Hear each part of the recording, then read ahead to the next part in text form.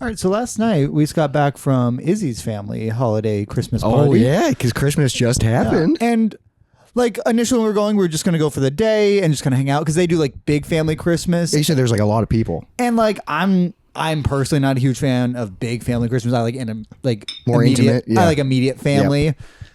And we originally weren't going to spend the night, but then once like everyone else kind of cleared out, her family was in just like such a fun and like weird mood. I think because her youngest brother, he's 19 now, so he's like kind of he's an adult. He's more like one of us now, which is super fun. Yeah, I remember when my brother got that age, and I'm like, even though I still consider him like a younger brother, but he's like an adult now. It definitely like does a switch, and also I think just like everyone's like a little happier with their lives right now, so they're more fun. So it's super fun, and everyone's like, oh, we're together. Yeah, you know, haven't seen you since the wedding or Thanksgiving. No, we saw I guess. Thanksgiving. Yeah, we saw him like 3 weeks ago, but then all of us took a shot. Went to the garage and smoked, including her parents. What? It was super fucking fun. Oh my God. So we all just got drunk and high, and then we played Jackbox. Incredible. Which I love because I think I'm very clever. I think I'm very clever too, but cum always wins. So while we were playing, it became very clear immediately that her mom did understand Jackbox. Which makes it so funny. Well, because she'd be like, why would you do this? Like, it would be like, oh. And she's like, why would you pick that? That's not funny. Like, no, you don't. Like, that's not face wash, that. And then, of course, it was a bucket of cum. And she's like, why would they wash their face with a bucket of cum? Why did they vote for that? It was just that for hours. And you guys are like feeling good, so you think it's so funny. We're crying, laughing. And then she's like, why are they laughing at me? I just don't understand. And also, like, she's like, I don't get this game. She's like a 50-year-old woman. She's not like in her 8. Like, and she just could not comprehend so funny, anything. Dude. And yeah, so we ended up spending the night. It was super fun. Yeah, that's because you were like, man, I don't want to go. It doesn't start till late, and then it's 2 hours away. And it's and like I hate that city so much because that's where my family was from, and it's a shitty city. They've disowned my immediate family. Yeah, so it is weird for you going back. There. Yeah. Does your family still live there? I would assume so. I literally don't know any of them anymore. Damn, that's like, wild. Probably 15 people. What's a great fucking turn of events? Yeah. Though? Yeah, it was fantastic. That's a great Christmas. Her mom every year, because I think the first time they met me was for Christmas too, because we started dating in like September. Yeah, so that makes sense. A couple months in. They give me a bottle of Jim Beam honey every year. Did they do it again? Yep. They changed the label, which I thought was interesting, but oh my God, that bottle is just horrendous every time. Because that used to be my drink of choice when I was like 22. Did you guys drink it? No, not yet. Oh God. So it's just sitting there because I think that's just going to sit at the bar until it's not, dude. It's because we used to drink that at home when you lived downtown. Yeah, it's just, but it's so sugary. And like we would drink it out of coffee mugs. Yeah, I would just drink out. I remember that used to be like a thing I would do where I would at a party be like, all right, everybody, and then I would chug a quarter of it, take a breath, and then chug another quarter, and I'd be shit faced for like next the night, but I was fine. But you were fine. Yeah, and I could just keep that just like good feeling going all night. It's so, and they just keep. They're like, he likes this. Yeah, he loves this. I mean, that's kind of how one of my friends, for like every birthday, she gets me, rubber duck stuff, but then also will give me a bottle of Jaeger. Yeah, and I'm just like, thank you. Yeah, but I don't really drink it anymore.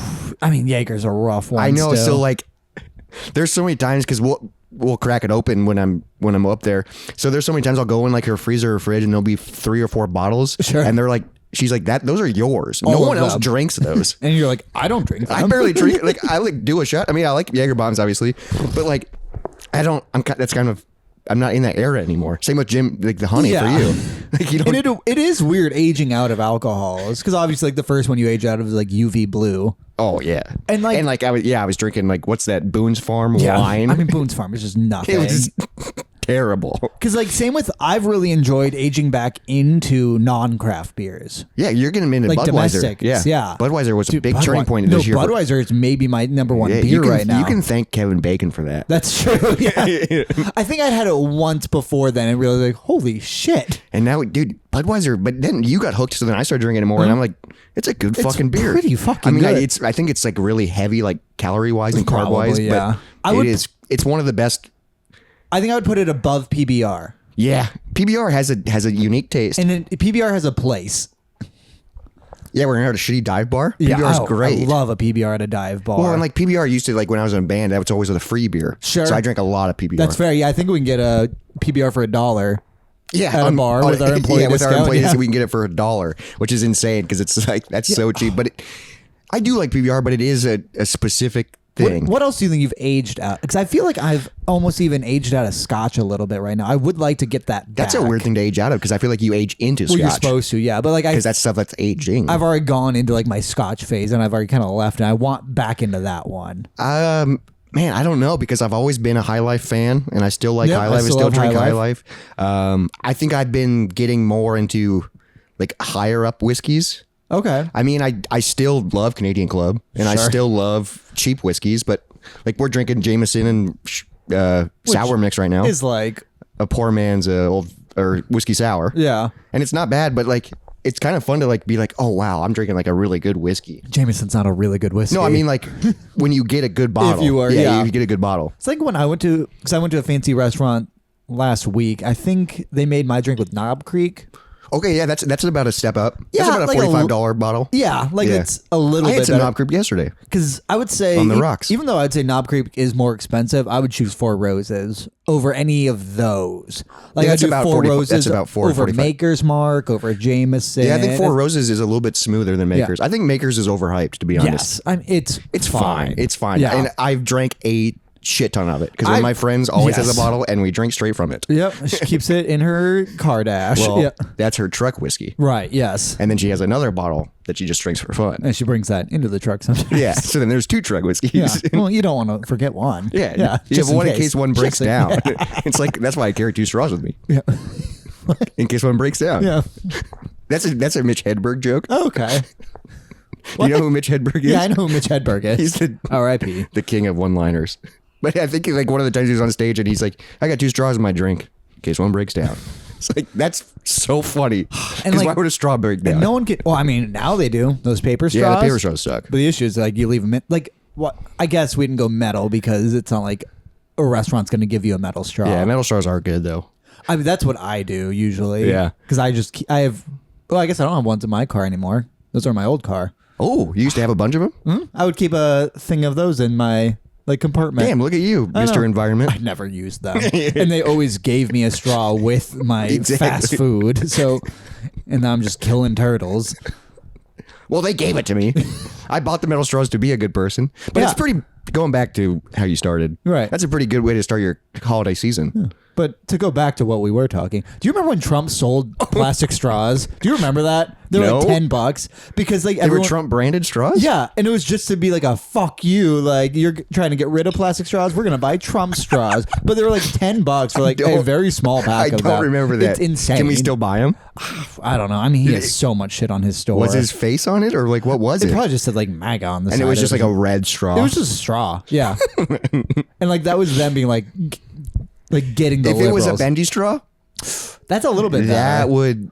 I might a red bendy. We're like where you go. Yeah, that's my favorite, dude. That with a milkshake. That you kidding me? That ain't killing turtles. No, but you know what is killing turtles? The Moist Monday podcast. Oh my god, we're stomping them. No, we're not. Oh, okay. Well, Jacob might be. Either way, you know what turtles need? Some moisture. So let's get moist. Let's get moist.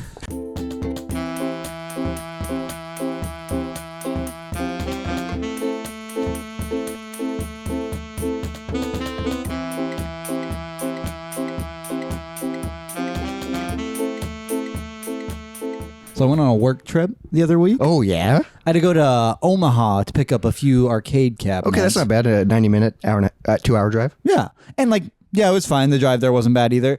But when I got there, I get to the guy's like, he's kind of got like a workshop. It's a big garage. He even built a little elevator with not a forklift, but like kind of like one of those walking forklifts. Whoa, but it's an elevator? It's where like he put a nice pallet and like it lifts it up and down. Holy shit. So it was like he said it was like a $400 elevator. That's awesome. Which he doesn't ride, but he can like put something on and then lower it.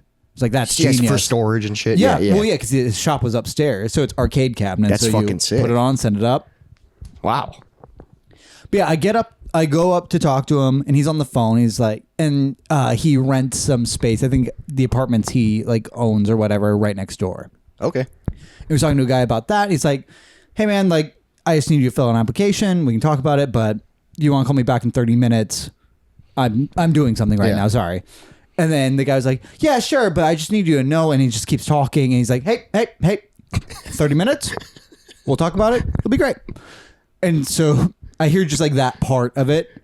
And then we load up something, send it down the elevator. So I go downstairs, he's still upstairs, and I start wheeling it out.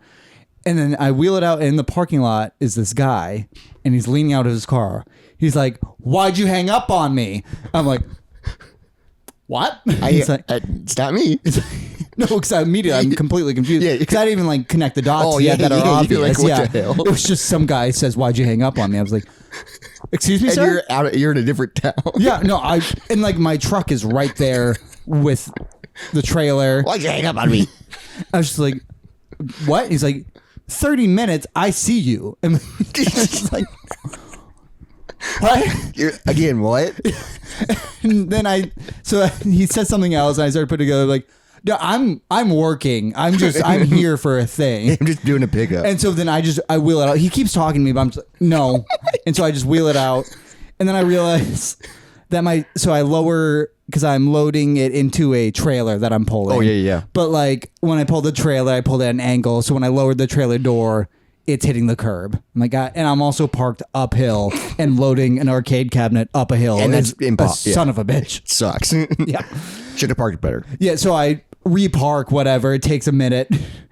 I get that trailer, and I also am not strong enough to wheel the cabinet because it's not a steep, but not a no hill. Yeah. And you weigh less than most cabinets. Yes.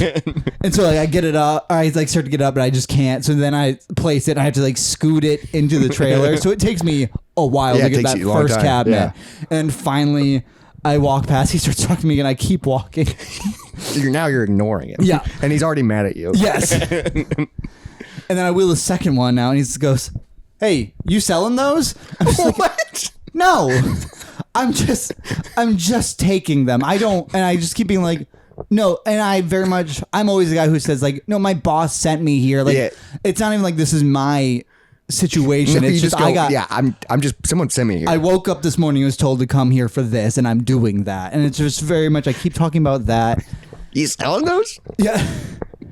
And then, I get that one, and I'm scooting it up, and then I just see his car in reverse slowly start walking with me as he's still in his car. Yeah. But I'm taking up half the road because I'm parked on a street. What the fuck? And now he is reversing as I am walking uphill with his cabinet, just like really hoofing it. He's just like, "Hey man, I'm trying to turn my life around right now. You know, had a drug problem back in the day, but now I just really need a place to stay." I'm like, this isn't mine. You're not talking to the right guy. I'm not who you think I am. You've started so behind already. And by the time I get the second one like loaded up, the guy comes down. He's like, "Why is it taking so long?" I'm like, "I'm having trouble getting it up a hill. But also this guy keeps talking. Talk to this man." And this guy's like, "Hey, I told you 30 minutes. Oh, so this guy's I'm already just like, mad. "God damn it." And then the guy's still talking through me. Yeah, because he thinks you work for this guy. He thinks I'm a part of this situation. No, you're like, "I'm just here for the day and you'll never see me again." Jesus. And, so I find I'm only getting 4 cabinets. It takes way longer than it should have because I'm for weak. 4 cabinets, yeah. And then I finally get out. I start driving away, and then I'm trying to just type in directions to get back home, and I have no signal in Omaha for some fucking reason. Yeah, that's annoying. So I like start and you're driving like the in main a street. weird fucking area, and like I'm pulling a trailer, which I'm not crazy comfortable with. Like, because it is tough. I'm fine pulling it. I just don't like navigating or like backing up in it. Backing up's so tricky with the trailer. Well, because also the guy was like, "Yeah, you can just back it in." I'm like, "You have so many cars here. I'm going to hit one." Yeah, you're like, no, I'm not gonna do that. And so like I just pull off. I restart my phone, and then once I get it back up, I'm getting a phone call from that guy. He's like, "Hey, I forgot to give you something." Oh shit! So you could turn around. Yeah, so I come back. I start walking up. The guy is now back in a parking spot again. He's like, "So where are we at?" I'm like, I'm not your guy. I'm not here. Like, I don't want to be here. And I just didn't know what to do. I imagine the guy did not get the apartment because also apparently he kept... He doesn't know how to wait 30 minutes. Well, no, the reason he was saying like, "Hey, I'm just trying to turn my life around," is because he didn't have enough money to get the apartment. Oh yeah, so of course you're gonna get first and last month or whatever. You need a deposit. Yeah. I'm just trying to turn my life around. But also, if he doesn't have the money, why is he asking if you're selling them? Right. I thought about that too. Yeah, that's the weird thing. Like, You're sending a lot of signals here, buddy. You're just taking a few steps back in your current situation. I do not recommend He's it. like, I could get an apartment, maybe. Probably going to get denied, or I could probably afford one of these cabinets. I can buy that beat up nibbler that doesn't have a monitor in it. And sleep in that. Yeah. Turn my life around. I've had so many people ask me, like, well, like, what's a arcade cabinet cost? And it's people who don't have interest in collecting arcade cabinets. It's just like, oh, I like a game. Maybe I could just have it. I'm usually like, I mean, like, the cheapest one you'll find is like $800, and like one that's working and still not a good game, like $1,200. Yeah. But if you want like real one, it's like 18 to 2. Yeah, if you want a game that you've like, if you want a good game, that works and looks good, 4 to 5 maybe. I mean, like if it's a good game, yeah. I would say like 3, you're getting pretty solid. But that's still a lot of money to drop on. $3,000 should be a working cabinet for one game, and that's a single game that weighs so much weight and plays one game. Or you could buy 6 PS5s. Like, you know what I mean? That's like, yeah, the thing is you could, yeah, and then you could download fucking Qbert on your PS5 instead of having the cabinet. Yeah, but arcade cabinets are sick. I get it. I mean, Qbert's a good cabinet too. Qbert's great. No, because the Qbert cabinet. We need to get Qbert at our bar. I've tried.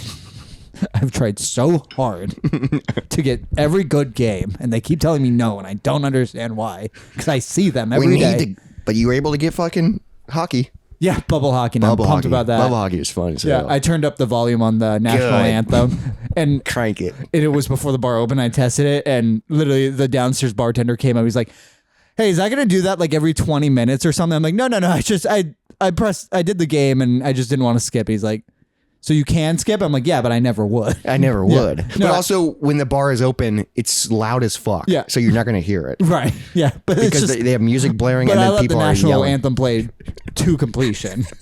And I just stood there. And who was working downstairs? The nipple guy. Oh, yeah. But he literally walked upstairs. He's like, "Hey, is that going to just play constantly?" He would do that. Do you want to tell the good people why I called him nipple guy? Okay, yeah. So Jacob and I work at a barcade. Jacob's the game tech, obviously. That's why he's talking about things. And I cook pizza. I help. I'm a chef. Yeah, Jacob works in the kitchen occasionally.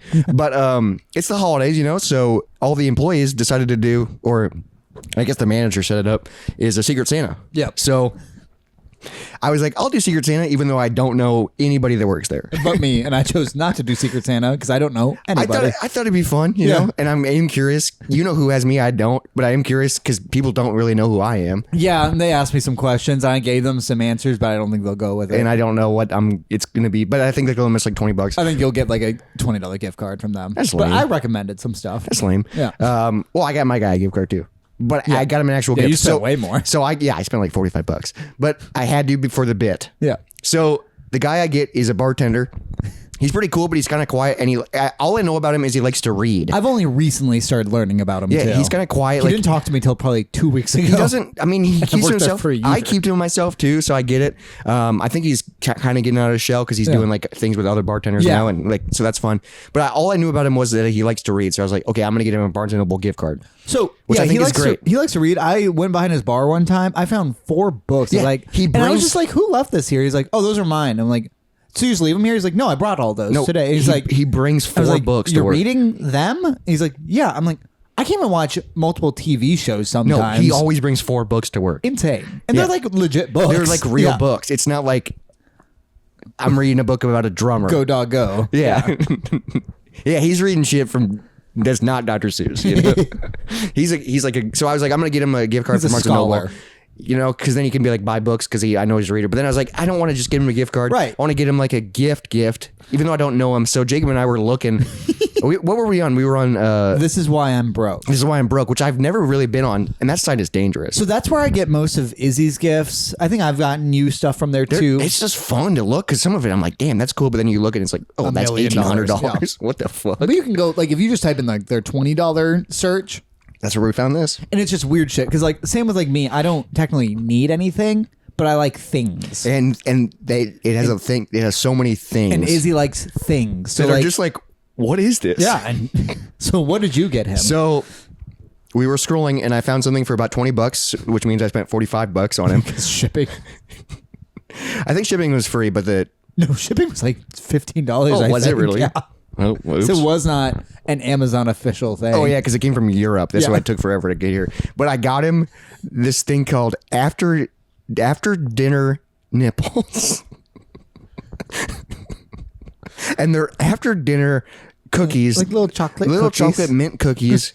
There's only like 10 or 12 of them. The box is really small. I did not expect. It's so tiny. But is the box sexual? No, it's just a green box. It's exactly what was on Amazon. But right here in the feed, please post all the photos in order. So there's a photo of the box, and then there's photos of people eating, and then there's a very sexual photo of a woman eating these. So they're chocolate mint cookies, but they're shaped like nipples. So there's little nipples on them. Yeah. And I got him that. And he doesn't know me. No, and I got him for Secret Santa. So he's going to be like, I can buy a book. But then I'm like, he's going to be like, what do I do with these? And you're like, you eat them. You eat them. You eat them sexually. Right now. And I don't know. It's either gonna make or break a potential friendship. Or just your stance at the bar. Yeah, because it is Secret Santa, so you don't have to tell people. I've told one person and it's the manager. She was a part of the conversation for a second. Yeah, she helped. I don't know if she knows. Oh, you told her about the nipples? Yeah. Yeah. But so I think before you were sold on it, I think he'll be happy with the gift card, so he still can do something with it. And then it's just like, I thought that would be so funny. I want to see him open it from afar. Because he's going to go, what the fuck? Thanks. He's gonna, what do I do with these? And he's gonna show people. I hope, because like we're doing Secret Santa on like a Friday or Saturday night, so it's gonna be busy, and there'll be other bartenders. Yeah. I hope he's just like, oh, this is funny, and then just opens it and he's like shares with everybody, and I was like, that's fun. Let's share nipples. Everyone needs a nipple. Yeah, that'd be fun. But you got 3. Yeah, but you can't. I'm not sharing these. No. You gotta earn those. They're not chocolate. They ain't mint either. What would you flavor your nipples? Mint, probably. All 3? Ooh, no. I'd probably do Neapolitan then if since I got 3. Sure. 3 different flavors, baby. Vanilla, chocolate, and chocolate vanilla. Strawberry. That's a good one. Yeah, strawberry for the little strawberry one. for the little one. Yeah, earn that one. Yeah. Chocolate vanilla is probably the right answer. Yeah. Yeah, just so you can go back and forth. A little twist action. Nipple twist. Email us at moistmondaypodcast@gmail.com. What would you flavor your nipples? What would you flavor your nipples? Yeah. It just tastes like metal. Why? Piercings. Oh. What if there was no piercings? No. You're just like, ugh. Iron. She keeps eating batteries. Yeah, I did hear another person for Secret Santa. He's like, I don't know. Figure I'd just get him some double A's. I'm like, that is the worst thing. He's like, everyone needs batteries. He's like, I have a $10 limit. I'm like, that's not the limit. But also, you know who it is. But I was just like, somebody's gonna get batteries as a gift. Yeah. If I get batteries, I would go, no, and fuck this. And like somebody you like is getting I mean, I guess like is gonna get batteries for Christmas. Does that suck? Like, I almost want to bring them something for themselves. Be like, I'm sorry, you got batteries. Who's giving them batteries? What a piece of shit. I'm going to bleep both those names. They're very generic first names. Yeah, but what? Yeah, you piece of shit. What the fuck? Getting them batteries. Why would you? I hate you. I would never, ever consider that. No. That might be like, not even for a white elephant would I get batteries. No, because that's just like, that's a gift not included. That's lame as fuck. Yeah, it's literally like, those go with every other gift. Yeah, that's like, dude, that is worse than socks. Oh, no, I love socks now. Socks are great. Dude, like, but also socks. That is like, socks are good. Good. Same with like, I got underwear. So for like 2 years straight. MeUndies. What my mom got me was a MeUndies subscription. Fantastic. I have so many nice underwear. Not anymore, though? I have 24 of them. Yeah, but you could have 36. They're always releasing new. I don't know how much underwear is enough. I mean, I only have enough to. I like only have enough socks and underwear to get through a laundry cycle, which is about like 2 weeks.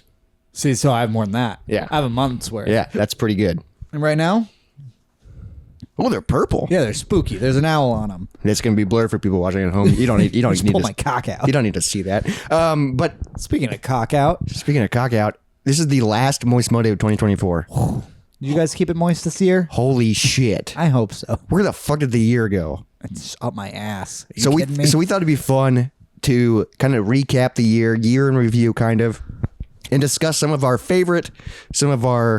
things that we did, things that happened, a bunch of things. Saw. We're gonna go through a list. There's gonna be a lot of them. We both drafted a big list of 2024 year in reviews. But before we get to that, Okay. I do want to talk about this beer real quick. Yes. So we're drinking a double dry hopped hazy IPA by Distill Brewery out of Normal, Illinois. So we're pretty close to where we live. This is an You award. have a thing to talk about this with. This is an award-winning beer from 2021. It got gold. Oh. This beer is pretty good, actually. gold in what? I don't know. Beer. A beer festival, the Great American Beer Festival. But the only reason I'm talking about it, the beer is pretty good. I like it. I like an IPA. I enjoy this way more than I expected to. Yeah, dude, because it's double dry hopped, so it's smoother. Well, yeah, because the description or the full name is double dry hopped hazy IPA, and that just sounded like a lot. Well, it is. It is a lot, but it's double dry hopped, so it's smooth. I didn't realize that would smoothen it up. Yeah, double. It is pretty fucking good. It's good. Yeah, I enjoy it. So I was at the store before I came over, just looking for beer to drink, because we got to drink something. And I'm waiting in line, and it's like right before the holidays. Like literally, we're filming this the day before Christmas Eve. So the stores are nutso. Yeah, I went to Walmart this morning. I wanted to hit people so bad. So I went to Hy-Vee, which is like a grocery store, to get this beer. And I'm waiting in line, and I had a 4-pack of beer and then a Monster Energy. And I'm waiting in line, and this guy is in front of me. He goes to the next register. There's 2 registers because I'm in the wine and spirits area. The register's not working. Okay. So then the guy's like, I'll have to check you out on this register, Sure. but there's a long line. Yeah. And he's like, I don't know what to do. Sure. So I just let him go in front of me. Yeah. Like, I'm just like, oh yeah, you were already in line. So Tis the season. Yeah, you can yeah. And he was only buying like 2 shooters. Oh. So it was like $5. $4, Yeah, $4 or $5. So I'm like standing there. I'm like, you can go, and he's like, oh, thank you so much. And then the lady goes, is that all? And he goes, no, I'll buy his too. And so you immediately went, 55 tacos, 55. I'm doing something. Wait. No, so I was like, what? And he goes, yeah, if I was in your shoes, I'd be fucking pissed right now. And I'm like, oh, dude, no, you're totally My fine. shoes are And he's like, yeah, I'll buy it. He didn't realize that it's craft beer, so Sure. this is like $15 for a 4-pack, and then a Monster. So it was like his total was like $28. Yeah. And he was just buying. But I was like, oh man, thank you so much. I appreciate it. And he goes, yeah, you were being nice, so you deserved it. And I was like, this week's Moist Monday is brought to you by that guy. yeah, Thanks, that guy. Brought to you by kindness. That guy. Spread the joy, spread kindness. The holiday Pay season. it forward, but actually don't, because that's super annoying for cashiers to deal with. Well, yeah, because also if he was buying mine, I'm not going to go, I'll buy theirs. No, because they're buying a ham. And also, I don't ever want to be like, I'll buy his, because what if I can't afford it? That's the thing. I just offer, and then it like, card declined, sir. I'm so sorry. I'm ruined. Can you buy mine, actually? That's Or like you offer to buy him, and then you just notice a swastika on his neck, and you're just like, damn. But if he's buying, I still take free. I would take. Yeah, but he was like an older dude with a beard, so I was like, hey, Maybe it's you in the future. Do you think about that? buying 2 shooters? Yeah. One for me and one for you. Fucking, we're sad and alone. We're just in the parking lot right before before Christmas. Yeah, so I thought that was pretty fun. But let's jump into the year in review. We got a lot of stuff to talk about. The first thing, Yeah, what are we starting with? album of the year. We're just gonna do it in the order that I drafted the questions. Okay. So it's gonna be all over the board. But album of the year, this was really tough Yeah. because I don't have one. you don't have one. I didn't listen to. I barely listened to albums that came out this year. I think I listened to one album this year. Childish Gambino. Yep, and it was okay. Because that's a soundtrack. Actually, it was kind of not great. Yeah, There's I like 2 remember- songs from it I liked. I remember listening to that, and I was like, but also if it goes with the movie, I don't know. Yeah, but like that's his last album, and it's a soundtrack. Oh, that's his. Yeah, that's kind of sucks. No, yeah, it's his last album. He says, and it Fuck. was just like I don't know. But also, we listened to it on shitty speakers because we were in. But also, it didn't like nothing stood out at all. Just the one song that I really liked. Fuck. It's slowly. It's in my top 5. It's slowly growing on me. Yeah, but so my album of the year I put question mark. I listened to Gambino and it was fine, but I didn't really listen to much else. Like I tried to like see. Yeah, what I went albums on even came out this Wikipedia year. and scrolled through every album that was released in 2024. Okay. And most of them I had never heard of. Sure. So I have 2 albums that I like legit listened to. Okay. So the first one I want to talk about is Local H. Yep. Whatever Happened to PJ Souls, which is a remaster, re-release in 2024. So I don't even know if that counts. Doesn't. But it's now officially on Spotify and streaming, and I have it on vinyl. So that's pretty badass, even though this album came out in 2004. But my official album of the year is an album I discovered a few months ago because of my buddy BK. Shout out BK if you're listening. It's Julie That's the name of the artist, and the album is called My Anti-Aircraft Friend. Okay. And they are. I think you've played me, Julie. Yes, dude. They are like modern day Sonic Youth. Ooh. And dude, so the album is incredible, but the opening track I think is one of the best songs released in like the past 5 years. Okay. It's called Catalog. Catalog.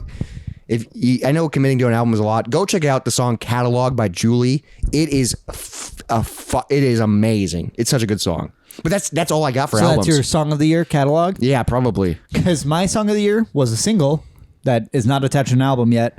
Where Did I Go Wrong by the Crow Boys. By the Crow Boys, because that was on Spotify. That was my number one Spotify song. I love it. Also, I really enjoyed the song because it was like in my range. So I could actually like sing along. Like the moment when you're like singing along with the song, you're like, ooh, I kind of sound good. And also when you kind of like, when you match it, you go, oh, wow. Do you ever try like to be like, add your own flair and you're like, nope, that was bad. I'm not a singer. Dude, I'll even like hold a note and be like, nope. And I'll even like try to like drop it an octave. Dude, there was one song recently where I was able to like hold a note and then like go down and then go back up. I was like, oh shit, I'm a singer. Now do it without it. No. I have noticed I've been singing along lately. I sing along lately to a lot of like 90s songs. Sure. And sometimes it is a little nasally and whiny. Yeah. And I like do a voice. Don't do the voice. But I do the voice and I'm like, oh, that kind of sounds like the singer. But it's like me going like, where are you?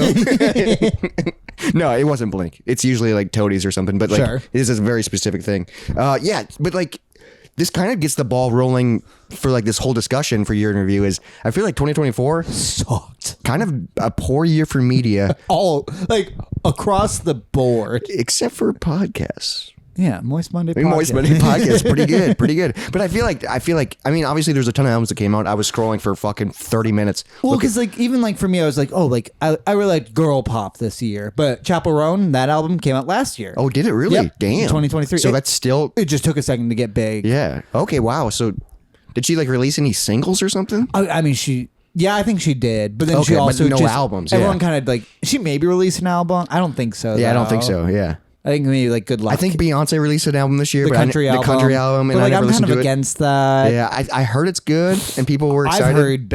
I've heard that there was like issues within the country community, especially that Oliver Anthony guy, the one who released Richmond, North of Richmond. Yeah, that sounds great. He said like he started a fight with Beyonce's people where he was like, yeah, I was topping the charts, and they tried to like make me get involved with her to help her stuff, and he was just like, no. But also, yeah, you're not country, you're a pop artist. Well, everyone's going country right now. It's kind of weird. Well, they're kind of doing a reverse Taylor Swift. I think Jelly Roll kind of started it. Yeah, to be honest, I'm not a big fan of Jelly Roll. He's all right. And you would like him though. I think he's cool because he's like tatted, likes to party. You know, if you hear him like talk, you would really like him. Is he on Joe Rogan? Yes, but that's how you know him. But Jelly Roll is like a good person. That was his number 3 podcast of the year. No, it wasn't my number 1 this year. Yeah, number 3. I said number 3. Oh, okay. But no, like even like MGK did country this year, and it's just like, please stop. What the heck? Well, that's after Megan Fox broke up with him, or probably. She's pregnant.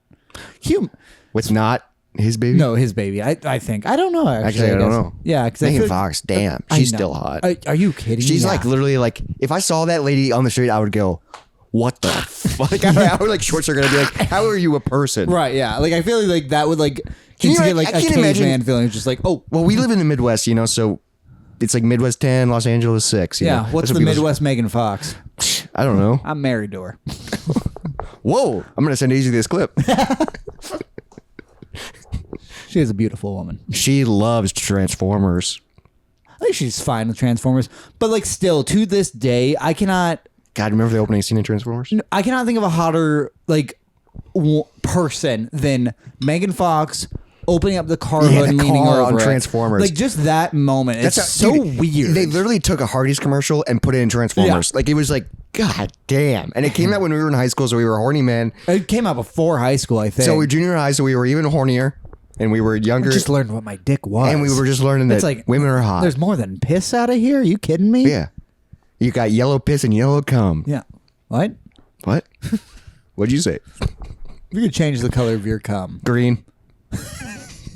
I want to ooze. I want to ooze, baby. Fuck. Yeah. Dude, TMNT 2? Yeah. You kidding me? I want to ooze. Dude, if I was just the Nickelodeon Awards. Yeah, dude, it's ooze. Dude, no, you're correct. Green is No, you were because my only. There's been a few times where I ask you a question and you come up with the correct answer. So now I but feel no, that now is I a feel correct answer. Yeah. Because my only other thing would be like maybe like a light purple.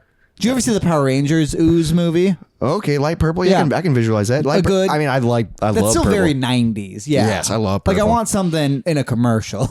Dude, no joke. Do you remember when Heinz made that purple thing? Yeah, like purple ketchup or purple. I don't even know if it was ketchup. It was something like that. That was like early 2000s when I remember when condiments were trying to have fun. It was interesting. That was a weird. Yeah, like there were so many different colors. But and then also I think there was like they tried doing PB&J in a jar. Oh, they still do that, and like, that sucks. They are fine on their own. Yeah. We don't need to force them together. Yeah, because we'll mix them together. No, I like making them kiss every time. I don't need to catch them in the act. And also, you get the peanut butter sucks and the jelly sucks when they're mixed. They're much worse. Yeah, they're so much worse. Well, because like the peanut butter, you need the correct because they get that oil on top. Because it's the oil, and then jelly, I feel like it sits on. And then bottom. jelly, I always refrigerate jelly.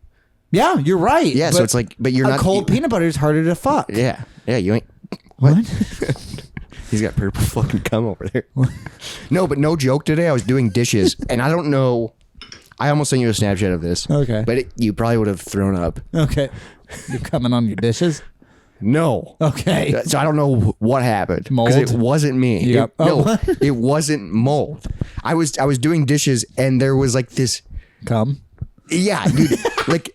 So like I had dishes stacked, and I was washing them and putting them in the dishwasher, and I got to like the bottom. Wait, you're washing them and putting them in the dishwasher? Well, I rinse them off so they're clean before I put it. Like I don't use soap, but I clean off all the fucking. Oh sure, you know like what I mean? I'll scrape off like trash. Yeah, I scrape off. Yeah, I scrape off all the shit, but they were in my sink, Yeah. So I'm and they're stacked. So I was getting through the stack, and the bottom bowl had this, no joke, cum consistency, but it was like a quarter of the bowl. It was so much. What the fuck? Yeah, it was so much cum. And I'm like, dude, I didn't fuck that. Yeah, it's like, that's not me, but it was like, what made this? Like, because it was like a mixture of like, probably like water and oil and maybe cheese. Everything from it. But I'm just like, dude, it looked, and it was so much. Did it smell like paper mache? No, it didn't smell bad or smell like, but I was like, that's. Do you understand that reference? No, I don't get that. I guess I don't know if paper mache is the right smell. What does cum smell like? It's something. You think cum smells like paper mache? I think so. I guess I don't ever smell my cum. No, that's fair. I like how we're getting back to the old Moist Monday. We haven't talked about cum and dicks in a while, and now it's a lot of it. Dude, we gotta end this year off with a cum. Yep, we're making America moist again. Hell yeah, brother. But dude, it was disgusting. And then like I washed it off, and it was just on my sink, and it was like, dude, it's so much fucking. Like, you fucking whore. It was so much cum. Clean yourself off. You just throw a rag at them. Because it was like that weird texture where it was like, I don't know, like slimy. And it just like sticks to your teeth. Yeah. What? Turns your eyes red. Yeah. Cum. Let's move on. I've enjoyed this episode so far. Me too. I'm having a great time. This is the last episode of 2024. I didn't know this was the energy that we were going to bring, but I'm enjoying it. But I like the vibe. Moving on to video game of the year. Mine are so lame. Mine are cum. Okay. Playing with that joystick. So I did make a list though of all the new games I played this year. I have 3 games that I've truly fallen in love with, and then I have my top, and then I have 2 games that come out this year, and that I love. So I only, from my recollection. Yeah. So my memory sucks. So there could be others, but I'm pretty sure I only played 6 games released in 2024. I think I played 2. What'd you play? Also you run a video game channel. Yeah. Gaming Off the Grid. Yeah, check us out if you like video games and craft beer, which and is what we're talking about here. So maybe if you just like me. Yeah. And so, you like a cheaper copy of me. So all cheaper. more expensive. More expensive. And nothing like me. Way different. Yeah. You kind of have a similar beard. That's fair. You got the short beard. I will say, Izzy and I talked about this the other day. I thought, since now that you're bald, if it would be funny if I grew your beard. But like even right now, mine, I hate how puffy it is. I'd love to see you try to do this. I mean, my beard grows well. The issue is I shave my neck, and also I hate when my neck. I shave to my jawline because I have you one. have to when you have a longer beard, you have to let the undercarriage grow. No, I have a chin though. Yeah, you gotta let the undercarriage grow. But dude. This baby's back. Yeah. We'll talk about that in a different segment. Yeah, I figured that'd be in your low lights. Okay, so I'm going to talk about the 5 the 1, 2, 3, 4, 5 games I played. All right, let's hear 'em. And then the sixth one will be my game of the year. Okay. So the 5 games that I played that were released in 2024 were Contra Operation Beluga. Okay. So the new Contra game, which pretty freaking good. If you're a Contra fan, it's old school. Nintendo World Championship. Oh. Which is what is that? So back in the 90s when the NES was big, they did the Nintendo World Championships. Okay. So it was like a competition where people would like speed run different games. Okay. And then the Wizard is based on the Nintendo World Championships. The movie. You never seen The Wizard? No. Oh. Well, it's like that's when the Power Glove blew up. Oh, okay. It's a movie. Power Glove was the dumbest thing ever. But it's kind of like, so NES Remix was a game where it was NES games, but you were working on, it's like speedrun trials. Okay. And you're just trying to get, so it's kind of like that. It's kind of fun. Sure. There's a game on PS5 called Signy, All Guns Blazing. It's a shmup. Okay. We did a review on it. Right, because you mostly do those. Yeah. Yeah. But it was a Konami game, so I was super excited about that. Oh, hell yeah. They didn't make it, but they published it. Because I was going to say, I'm glad Konami's still doing shit. No, they're back though. Well, because that's mostly what I deal with these days. It's Konami cabs, Yeah. but you're dealing with when Konami was good. Yeah. Dude, they're pumping turtles out? You kidding me? Dude, Konami in the 80s and 90s, they were the X-Men king. 6-player.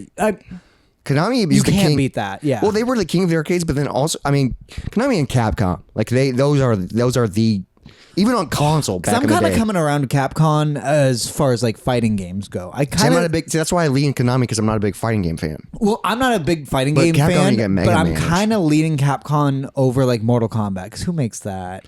Fuck. Good question. I'm pissed. I don't know, I don't know. dude. That But sucks. that's not my game of the year, so it doesn't matter. Dude. I mean, just the fact that Mortal Kombat, the credits are also with a K, ridiculous. I mean, they come with a K for sure too. Yeah, they're coming. Yeah. I've met And a lot they're of going. I've met a lot of the original people from Mortal Kombat, What does that mean? What? like Johnny Cage. yeah, a giant one with big tits and 4 arms. You met her. Come on. No, like Johnny Cage Sure. and like Yeah. the other guy. But I remember talking to him because I met him a few years ago at a game But didn't convention. Johnny Cage, didn't that actor like join some other game and then that's why he's not in one of the Mortal Kombats? I don't know, but these are the originals. I think he did Pit Fighter or one of maybe like Streets of Rage. One of those. so. Not One of Streets those guys Rage. went to Pit Fighter. I think so. One of those Oh. actual like more capture games. I don't know. I might be because making this up. he was talking. I remember talking to him about it because Mortal Kombat, the first one, Yeah. was just a fan project. Like they were just trying No to they were shit. just trying to make a game, and it was that live action capture, Mm-hmm. but they had to like literally be because it was so dated, like Yeah. early '80s. Like they had like X's on the ground, and they had to do like the same move like 10 times, and then like kicks, like 10 Yeah. times and like punches like 10 times and just to capture it. And then it was just fascinating to hear like, because he was like, dude, we were like working around. on other things and just doing this in our free time. Wait, what was he? He was like a buff guy though. No, so like he was like maybe bartending during the day or something. And then, Oh, okay. I thought you meant like he was like designing other games or something. Okay. This Mortal Kombat, when they were working on it, was just like they were doing it for fun. And it's like, and then Cool. yeah, and it was fun. Yeah, Huh. and it's really cool. Like back in the day when they were doing that live capture, because like nowadays that's so easy, but like Yeah. back then they're like, how do we do this? Right. Yeah. Yeah. But moving on. So another game that was almost, dude, this game was almost my game of the year. Another PS5 game, Astrobot. Which was the official game of the year. Astrobot. How do you feel about it being the official game of the year? I mean, I don't see. That's why I'm more of a retro gamer. Yeah. I don't play a lot of modern releases, and a lot of modern releases I don't even ever get to. except for like you enjoy modern Nintendo, but I feel like that's really it. That's really it. Yeah. And I've heard Astrobot is kind of a ripoff of modern Nintendo. Well, Astrobot takes everything you love about 3D platformers. yeah. And puts it all in one game. So like if you like Mario Sunshine, it has the water elements. If you like this 3D platformer, it has that element. Like it's like literally everything that makes 3D platformers great. It's all in one game. It's basically every Mario game though. But then also like Ratchet and Clank and like Okay. and then I guess that is a 3D platformer. And then they do amazing odes to the Sony Classic Sony, franchise, yeah, which like doesn't literally get enough When respect. you log in, yeah. so it's a PS5 game. When you log in to load your save file, it's a PS1 memory card. That's amazing. Yeah, that's nice. And then there's little like I don't know what to call them, bots or little they're bots. little figures in every level that you have to find, and they're always like odes to Sony things. Yeah. So you find like little God of Wars, you find like little like Crash like, Bandicoots, yeah, and there are Spyros, like Assassin's Creeds. little worlds, kind of like where you're like, oh, I'm in the God of War world. Yeah. It is. It is such a true joy to play, and it's a beautiful game. Sure. And it's what's really fun about it is like it's a nice pick up and play. Sure. It doesn't matter. You don't because every level you're learning another thing. Yeah. So it's like it doesn't matter if you don't play it for a few months. You can go back to it. But that being game of the year officially means it was a bad year of gaming. Yeah, that is true. Because also I think another thing that was like nominated was an Elden Ring's DLC as a game of the year. Yeah, DLC can't win it. But then also another game that I do want to mention before I release my game of the year, reveal my game of the year, is the Silent Hill 2 remake. Okay. Dude, I haven't beaten it yet, but Konami, they're back. They did a fantastic job. Okay. I will say we were playing it last night, Wes and I, because we're trying to chip through it. I've never touched Silent Hill. Oh, I was always a Resident Evil guy. I think you would like Silent Hill. I think I would too. And the remake, dude, the remake is great. Mm-hmm. It's perfect puzzles. It's scary. It's great. But we were playing it last night, and it's been a few months since it came out, obviously. But we loaded it up, and then there's like dialogue, and the audio was like really fucked up. Oh. Like at first I was like, oh, is this like a dream? Is that why it sounds like it's so like distant and echoey? No, it was just shitty. It was just shitty. Weird. And we were like, what the fuck? And then we relaunched the game, and it was fine. Oh. But I was like, dude, we went through like that an is the hour and weird a thing half. is like modern games don't glitch because usually glitch is like a physical thing. No, in a but game. this is like because everything's patches now. So, but I'm like, it's been out for a few months. I feel like the audio thing should have worked through it should by have been now, patched, yeah. but it was weird. But I mean, dude, that game. I've never beaten the originals. I don't think I've ever beaten a Silent Hill game, to be honest. Too spooked. But Silent Hill 2 is fucking phenomenal. Okay.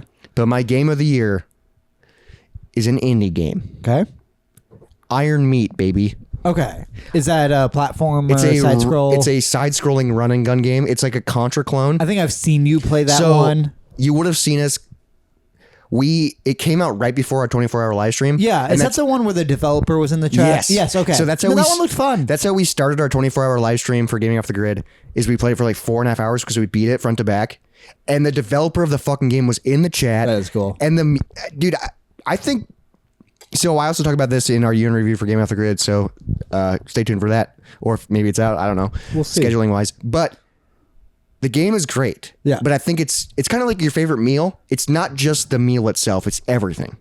That's why this is my game of the year. What does that mean for a meal?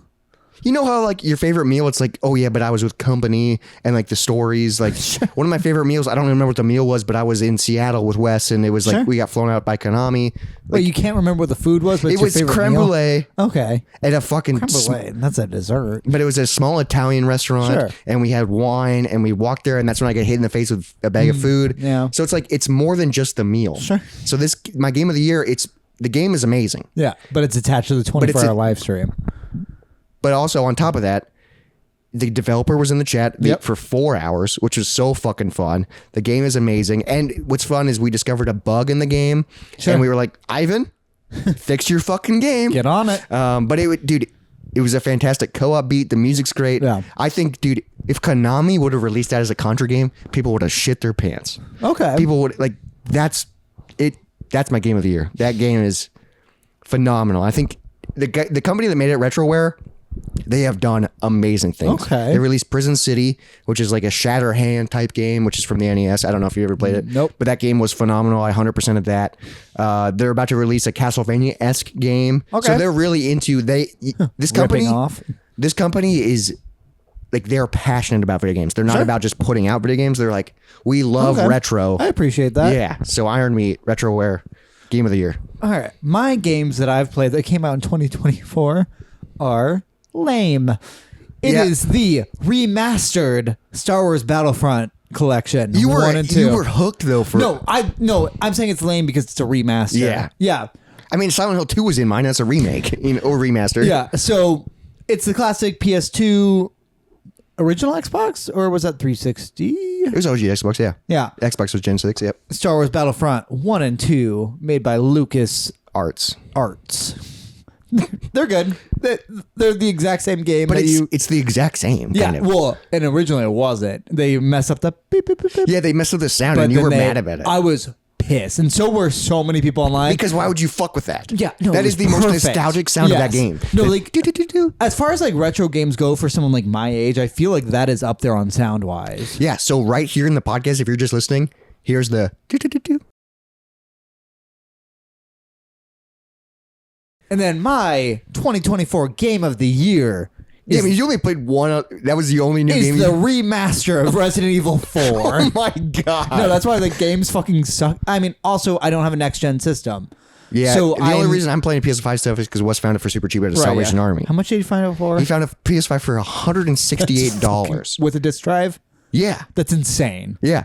It's fucking wild. And dude, at the pawn shop, he's getting PS5 games for $15. Jesus Christ. Yeah, dude, at the pawn shop, dude, he's found sealed PS5 games for $15. I want to give him like $300 and just like be like, just keep me on record and buy a few things for me. Well, dude, when I tell him I'm looking for something, he'll be like, yeah, just give me a few weeks and I'll find it. Sure. Like that's how I got a copy of Total Recall. So I'm gonna give you a list. Yeah, I need to give him a list. Yeah. Because I'm always looking for things. But it's like, yeah, he told me yesterday because he found me a copy of Total Recall, but it was a double pack. Oh, so it's Total Recall and Terminator 2. Fuck. You kidding me? Amazing double pack, double feature. Arnold on Arnold. It sucks though because I already had Terminator 2. So now I have a double pack, which is fine because I wanted Total Recall. But he's like, dude, ever since I found the double pack, every time I go in now I find standalone Total Recalls. And he's like, that's what happens. Yeah. You can't find it for a while and then you just find it all the time. Yeah. He hunts all the time. But your game of the year is Resident Evil 4. Remastered. Is it great? Yeah, it is great. And they added a lot. There's more to it? Like, I haven't played that one yet. So I beat the 2 remake. Yes. I dabbled with the 3 remake. But I think 4... Because 3 I don't know at all. The 3 remake was built on the same engine of 2. Like, well, it literally felt like great. the same and like the same game. Sure. So 4, it's great. And they like... Because like one of the big things of I've never even played Resident Evil 4. The big thing about like Resident Evil 4 original is if you're aiming a gun, you cannot walk. Oh yeah, you're stuck. And they fixed that. Oh, so they made it more modern. Super interesting, yeah. But they still kept it like where you have to like stop and aim to do stuff, and like same with like you have a backpack that you have to like literally like. Isn't that one of your top games of all time? Yes. Yeah. No, it's top 3 at least. I'd say. Damn, top 3. That and Borderlands 2, and I'd really have to think of the other. Yeah, Borderlands 2 is up there. Portal 2 is in my. Fuck. Yeah, damn. Yeah, Portal 2 is always in mine. Yeah, no, fuck. I don't even. But I think my overall is Borderlands 2. I think so too. Yeah. But also, I know the writer of Borderlands 2 also had a mental breakdown when Portals 2 came out right before it. He released like a YouTube video of like, what the fuck am I doing? I'm wasting my fucking life. Because he's like, this is the funniest game I've ever played. The writing and in Portal, it's so incredible. The writing in Portal 2 is amazing, and then also the gameplay is amazing. But then you get to Borderlands 2, both incredible. Both incredible. Also, but it's a different game but style. Also, both are couch co-op. I know. Borderlands 2, you can do 4-player. Borderlands 2 is the best first-person shooter. It's because I love. Period. I love what's the style called? Loot and shoot. Yep. Shoot and loot or whatever. Yeah. I love those types of games where it's just like you're constantly just fucking checking boxes. I don't need a team deathmatch. Oh yeah, like Call of Duty and stuff. Yeah, I would much rather be invested in a story that feels okay, Mr. Chivalry. What's that? That's in my next note. Oh yeah. Oh, Chivalry 2. Yeah, but Robert can't say it. But yeah, Resident Evil 4, the 6th time I've purchased that game. I mean, dude, that shows how good that game is. Just yes. And I've never beaten it. Isn't that? I should probably change. I think that. I've beaten it once. Oh wow! Yeah, and you've. No, I mean, so you just love playing it, but you've never. It's so much fun. But you've never gotten through it many times. I've gotten through it once fully, and then most of the time I play the first like quarter, and then just quit.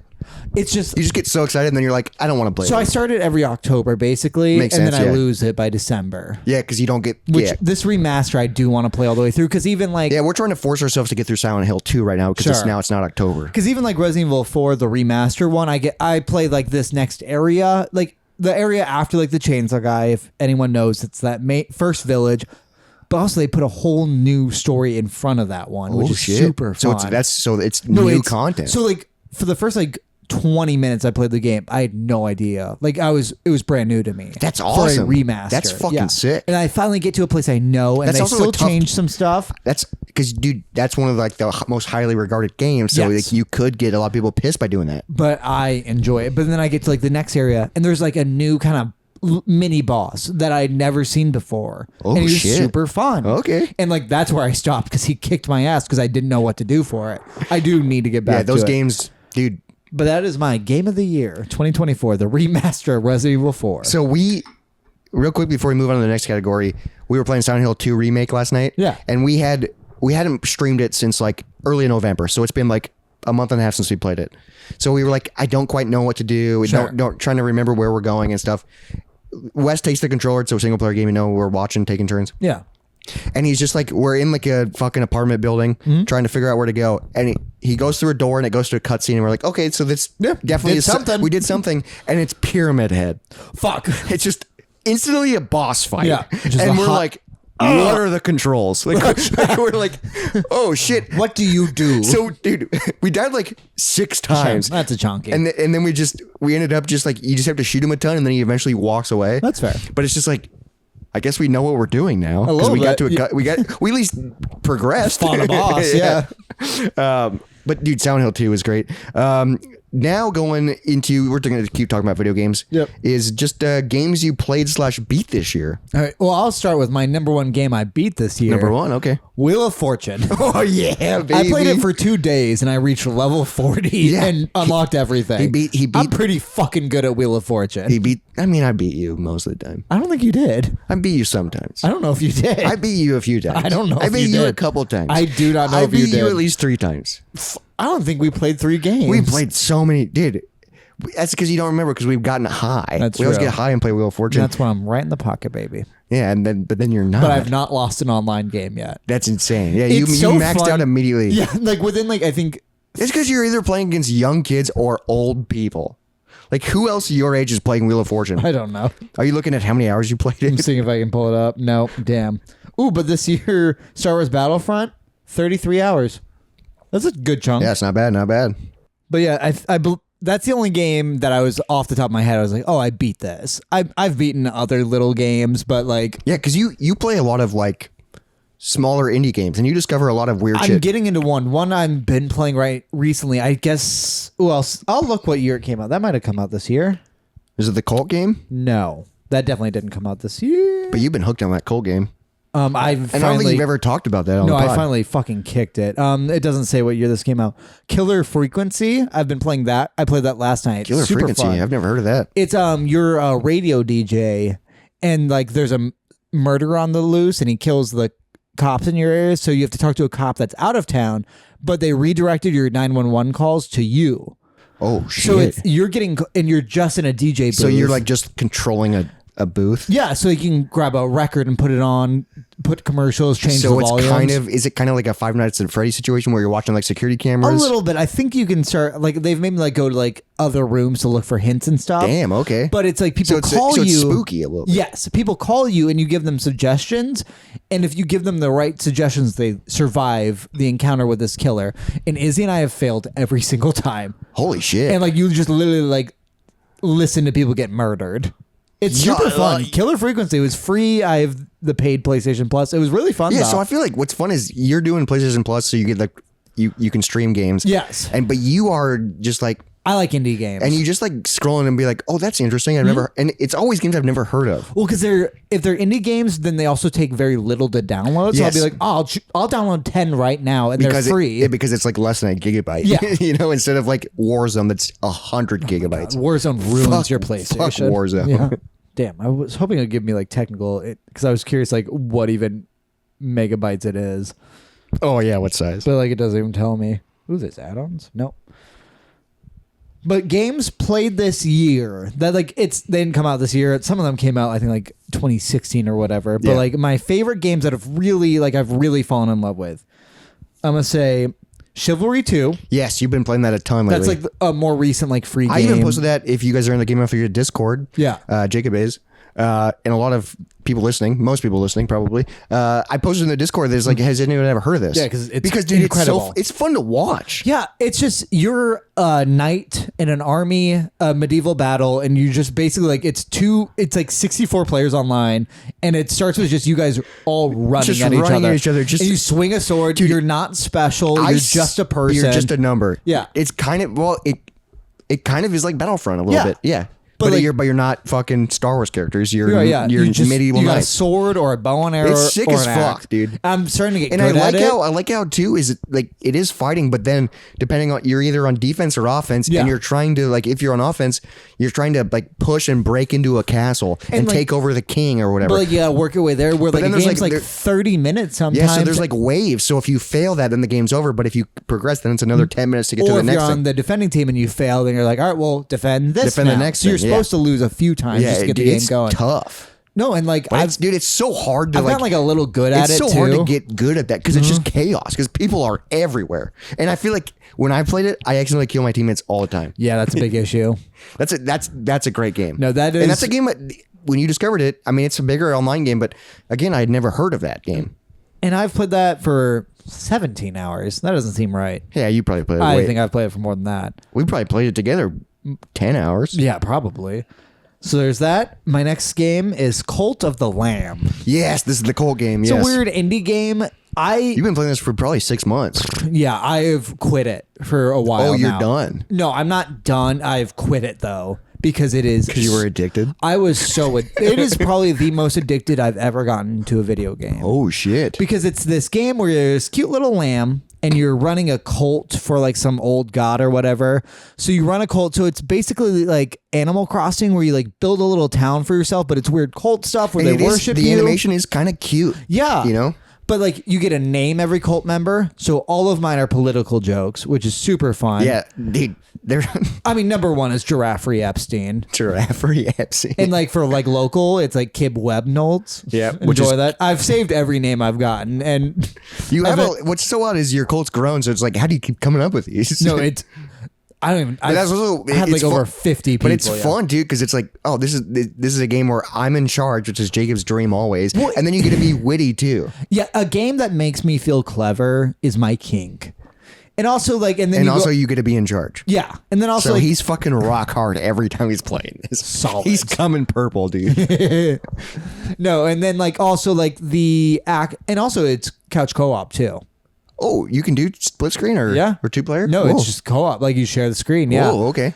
And then the battling is pretty easy. It's just you get a weapon, you have a dodge, a magic, and a normal attack, which it's fun enough. It's very I'm trying to think of the word. It's like Minecraft Dungeons. What would you consider that kind of fighting style? Ooh. It's 3D, but a little like 2.5D. Yeah. Yeah, where it's it's 3D shaded, but it's still still like a beat 'em up. Yeah, kind of. It's Simpsons Arcade is that style where you can move up and down. Yeah, it's side scrolling a little bit. Yeah.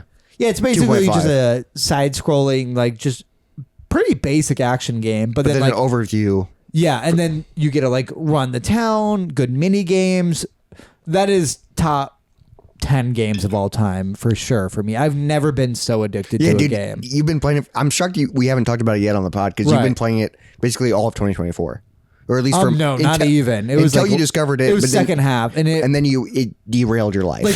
I would play it for 7 hours straight, a day off. Because you would just get high, and then you're just well, everything's got a timer on it, so there's always something to do. Because there's a daily timer. It is like a demonic Animal Crossing. Yeah. Where it's you can go check on your crops or whatever. Yeah, Clash of Clans, where you're I do this and that takes this length of time, but everything's within a few a minute. It was a danger. It was a game made for me, and I highly recommend Cult of the Lamb. And I will get back into it at times. I literally had to. You had to cut yourself off. Yes, because it was becoming an issue. Every time I watched it, I was like, "Oh yeah, this is fun," but I don't think I would like it. Once you make decisions, though, it's so fun. Yeah, because you're in charge. I named the town Alabama. Everything was a pun to me, and Did you feel like I was getting off? Did you feel like Charlie? Oh no, it's very similar to that. Yeah, the Manson family. Oh no, I think you meant Charlie Day when he plays that one video game where he's king. Oh no. Okay. Yeah. Yeah. I get that's a good reference. That's I was talking much closer than my Charlie Manson. I was talking about Manson. Fantasies. The Manson. No, because your fantasies. Yeah, well, because I was high, but you actually do you feed them mushrooms and then they worship you for 3 days straight. You get people. Yeah, so it kind of was like that. Honestly, it's kind of like your Charlie Manson. Yeah, because also you can make them naked and dance, and then you choose who's the best dancer, and then they have a great day. Yeah. No, and Jacob gets you can off make on them this. fuck. Yeah. And then they have babies. Yeah. Yeah. And then you can eat the babies. God. You Yeah, can. it's a demonic Animal Crossing. And it's fantastic. But I bet Nathan Harsh would like it. I bet so. 'Cause he's fucked I up. bet Sin would like it. Oh, Cindy actually would Yeah. really love it. She would love that control. Nathan, don't play it. No. Sin, play it. Name all of them Nathan and then torture them. Yeah, and then make them naked and cut their penises off. Then make them fuck. Yeah. Now Kith.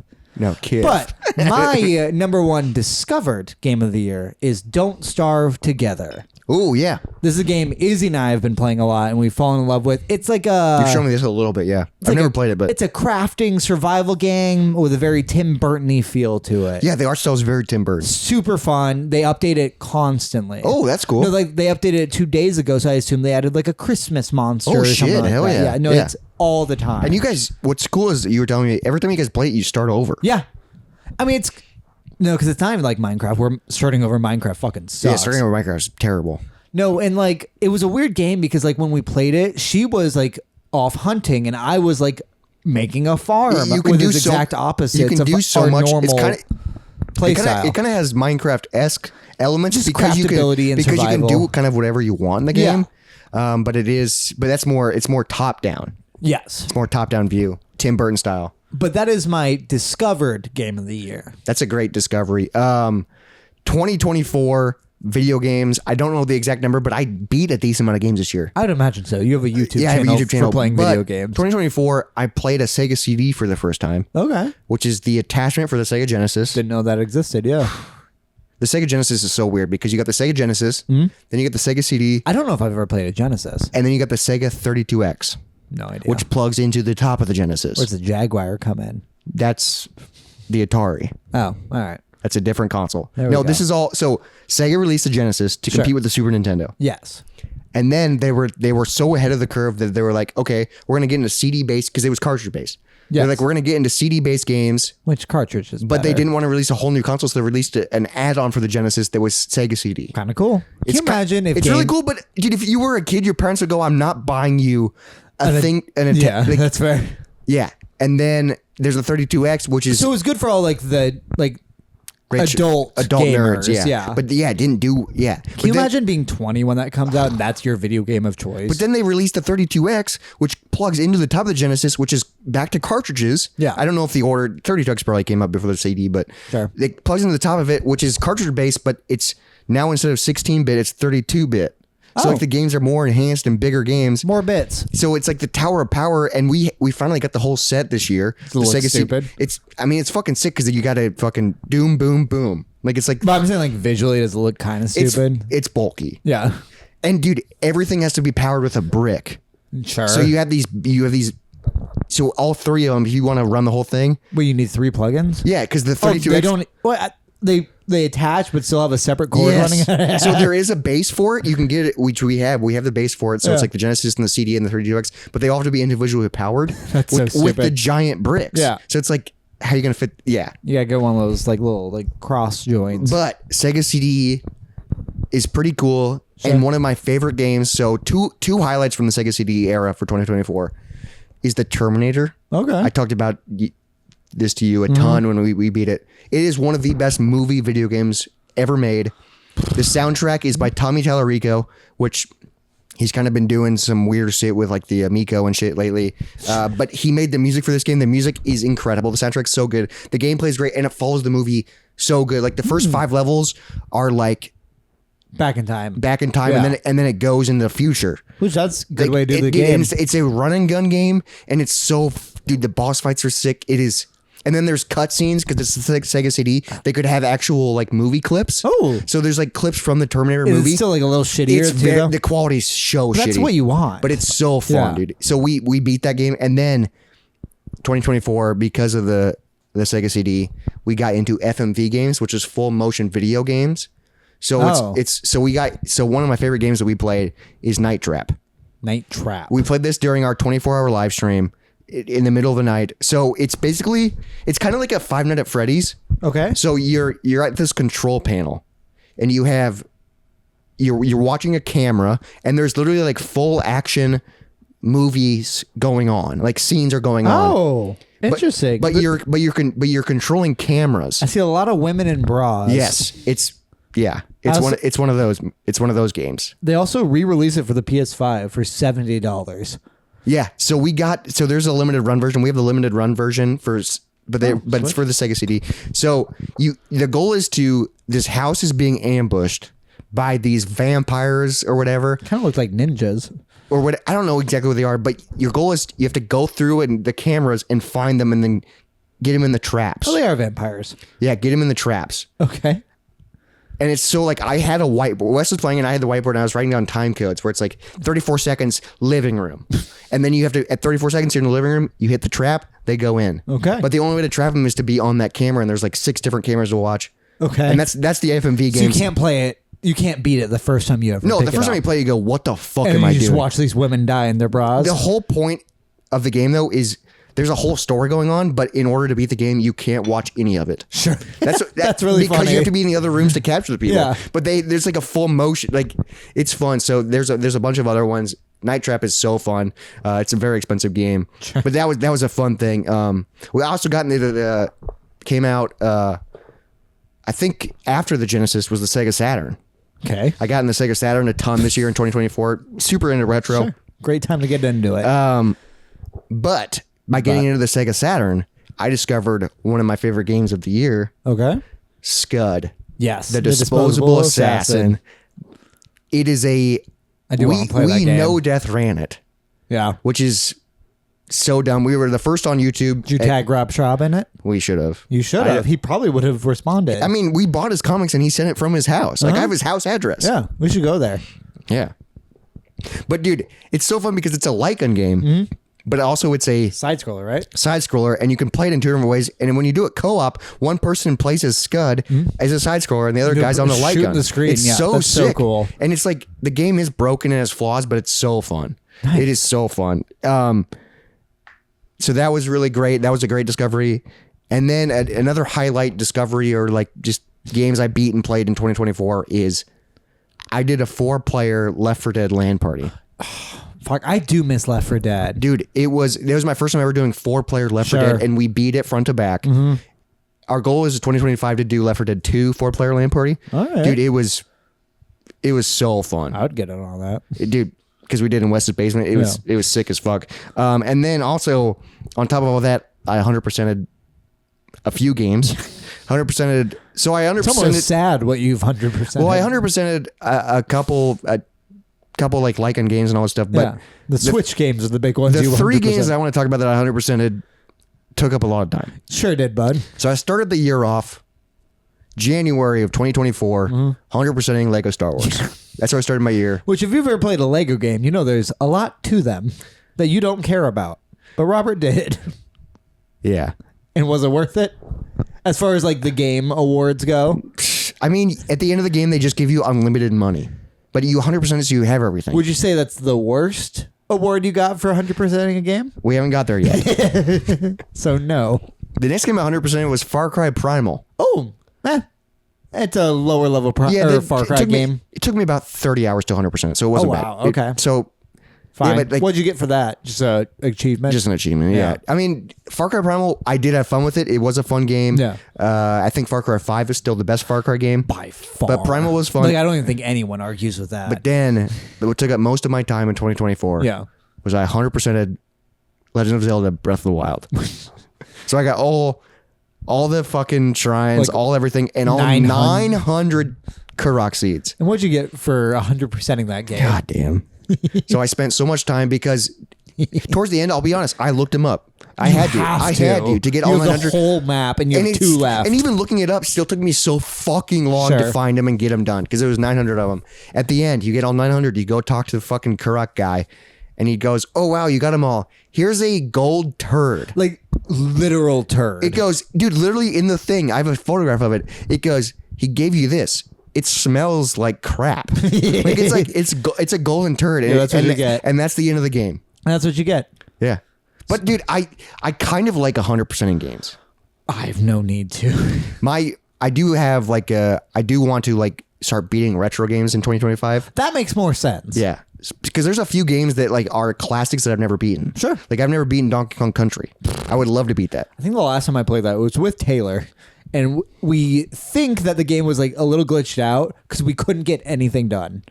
But I started making a list of games I would like to beat that are like I've never beat Punch-Out, I've never beat Gradius, I've never beat... Punch-Out's worth it to beat. Yeah, I mean, that's going to be tough because it's Mike Tyson, Yeah. you know? I've never beat Donkey Kong Country. I added another one today that I've never beat is I've never beat the original Castlevania.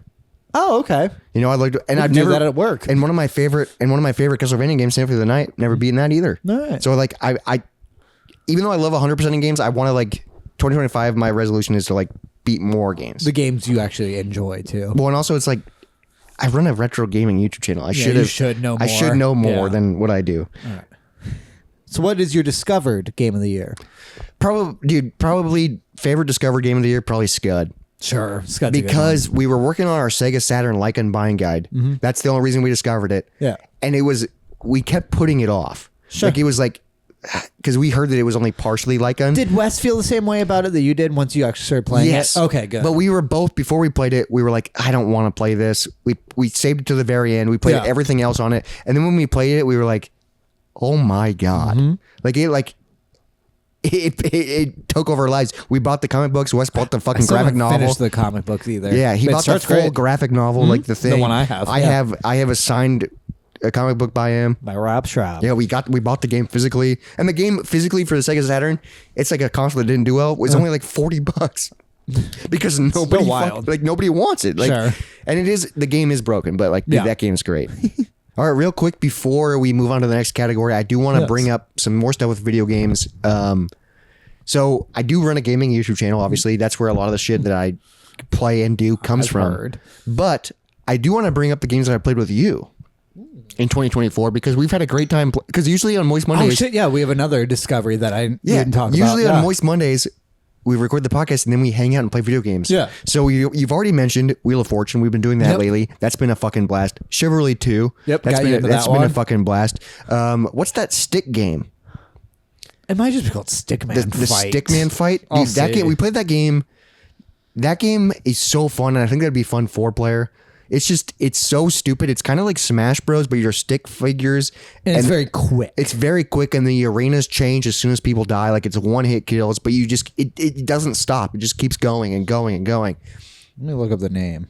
I do enjoy that game quite a bit. That game's so fun. Stick Fight. Stick the Fight. Game. Stick Fight the game, yeah. Check this out if you like couch co-op. It's great 2-player, but also I think it can be up to 4-player. So check it out. And I think it's super cheap. But then I think my favorite game that we played in 2024 together, without a doubt, is Borderlands. Tiny Tina's Wonderland. Dude, it's D&D meets Borderlands 2. And dude, we beat this game. Yeah. This is a game we beat. True, yeah. That is the first game we've beaten in a long time. It's a game we beat together because we don't game as much together because we don't live together. Yeah, we don't live together, and also it's just we only play on Mondays. Right. But dude, Tiny Tina's it's dude, if in my Borderlands ranking, it goes Borderlands 2, Tiny Tina's. Tiny Tina's is like number 2. Like for best Borderlands. And it's also not even close. Yeah, not even close. After what? The prequels and then 3? I had fun with 3, but yeah, dude, Tiny Tina's and then 1, which I've never played. Tiny Tina's is fantastic. And people gave it shit, and I still do not understand why. It is a little. There's weird mechanics like the overview map where you're like have big head mode. Not bad though. It's not bad. It makes sense, but the gameplay's and the climbing ability. Yes, just game changing. But if you like Borderlands. I mean, I feel like nobody even enjoys Borderlands 1, but everybody's here because of Borderlands 2. If you like 2, then if you like D&D, then I highly recommend it. Because I had my guy had a dragon and a little toad, or a little mushroom guy. Mushroom guy that just ran around and fought for me, which is how I play Borderlands. I always have something that fights for me. It was fun playing video games with you. And also it was nice, like, because you and I beat Borderlands 2 when we lived it. Yeah, like, I think on the PS3. We've beaten that game like 2 or 3 times. We've beaten it multiple times, yeah. But like, it felt kind of like that. It was, and it's fun because it's like, well, let's keep chipping through this game. Because like the other ones like Chivalry 2, it's like round based, and Wheel of Fortune, it's round based, but those are still fun to, and we could play with Izzy for those. Started and like finished. But Tiny Tina's, and the cast in Tiny Tina's is Will Arnett's the villain. Will Arnett's the villain. Fucking Wanda Sykes and Andy Samberg. Thank you. Yes. are like the guys that are like the characters playing D&D, and it's then, Tiny Tina. Ashley Birch is Tiny Tina, who is the Tiny Tina across the everything Tiny, yeah. except for the movie, but Which is fucked, but still haven't seen it. I haven't seen it, and I don't think I ever will. My boss bought it.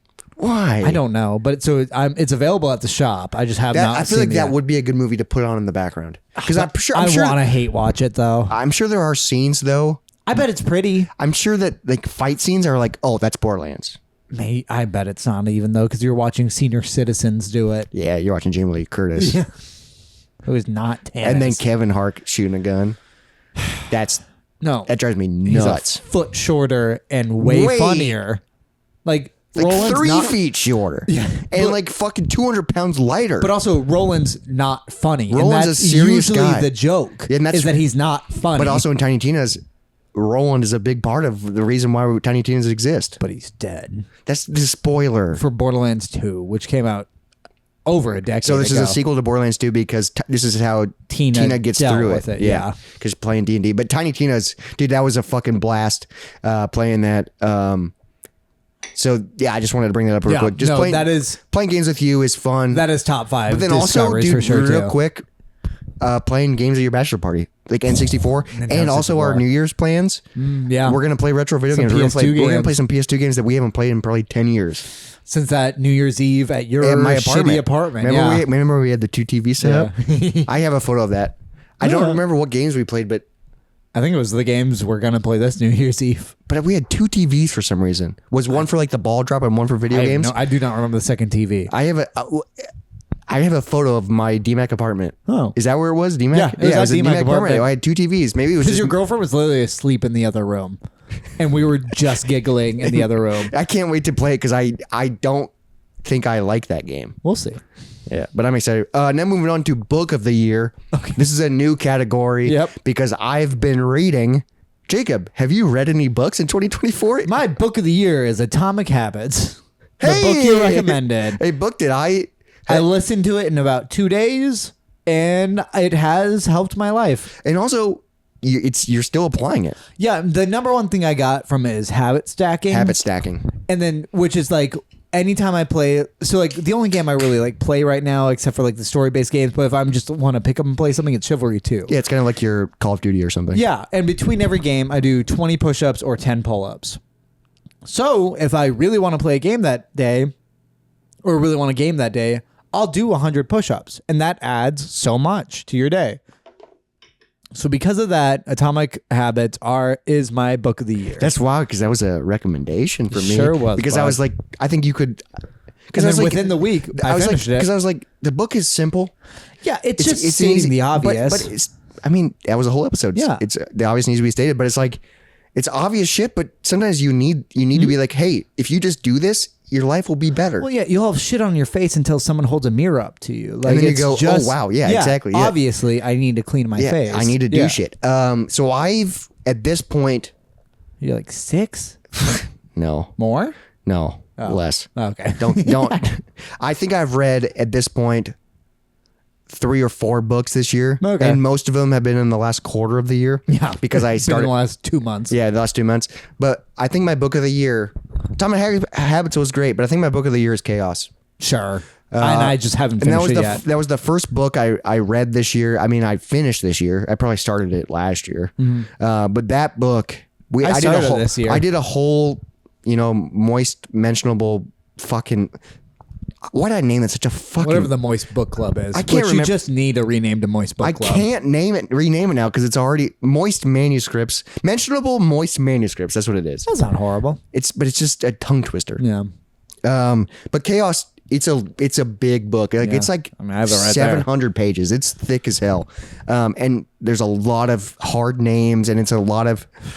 But I feel like a lot of Polish names. The first half is good because it instantly starts with the murders and stuff, and I talked about this in another episode, but I feel like the last half, once you get into the book, is the best part. Sure, and I haven't made it that far. Because that's when he starts going, hey, this is something similar that I don't know how it connects, but it should. Sure. And that's when it gets like it's kind of conspiracy-esque. Because I've made it maybe 200 pages. Yeah, that's what I'm saying. Like, which is like a quarter of the book. But you have to have all the front half to make sense of the last half. But the last half is the best part. I'm so annoyed because I'm just gonna restart it. which is gonna suck. But lot. That's the only way I can appreciate. But I'm glad that, the book. dude, it's kickstarted my book reading career because it's such a good one. It's and great. You know how I found out about that book? Joe Rogan. Yeah, unfortunately. Dude, no joke. I bought that book because of Joe Rogan when I was driving for FedEx. Because I was listening to Joe Rogan daily because I was driving for FedEx. I needed something. Wait, are you the reason I bought it? Yeah, I think so. Maybe you told me about it. That's ridiculous. Because the author I think was on it, and and then also, I don't even think I listened to the author episode. I just kept listening to episodes where Joe goes, "You got to read Chaos." Yeah, he just kept going, and I was like, "Well, if Joe's recommending it, you were so Joe coded." I was Joe coded a ton, all the way, dude. Well, because if you're driving, if you're driving in your head like Rogaine, yeah, but if you're driving for FedEx daily, you might. I mean. Dude, it's half your shift. I know. Dude, so and he released like 4 a week. And dude, I'm not advertising Rogan, but like if he has a good guest, especially the guests, yeah. Because also I would highly recommend an episode that came out a week ago where it's a guy who's like, he keeps saying like he's the most expertise about the drone shit. Oh, this is a new episode. Okay. Yeah, like the drone shit happening in New Jersey, which. I did listen to the episode and I learned a lot and it did freak me out. I'll get the name. Well, while he's looking that up, my episode that I recommend from Joe Rogan, and I listened to this while I was doing FedEx. And Ryan Graves. Ryan Graves.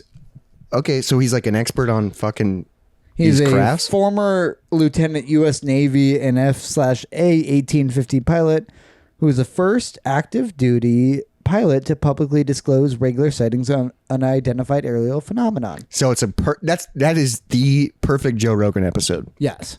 They talk about aliens. That is what he exists for. Not to learn who you should vote for.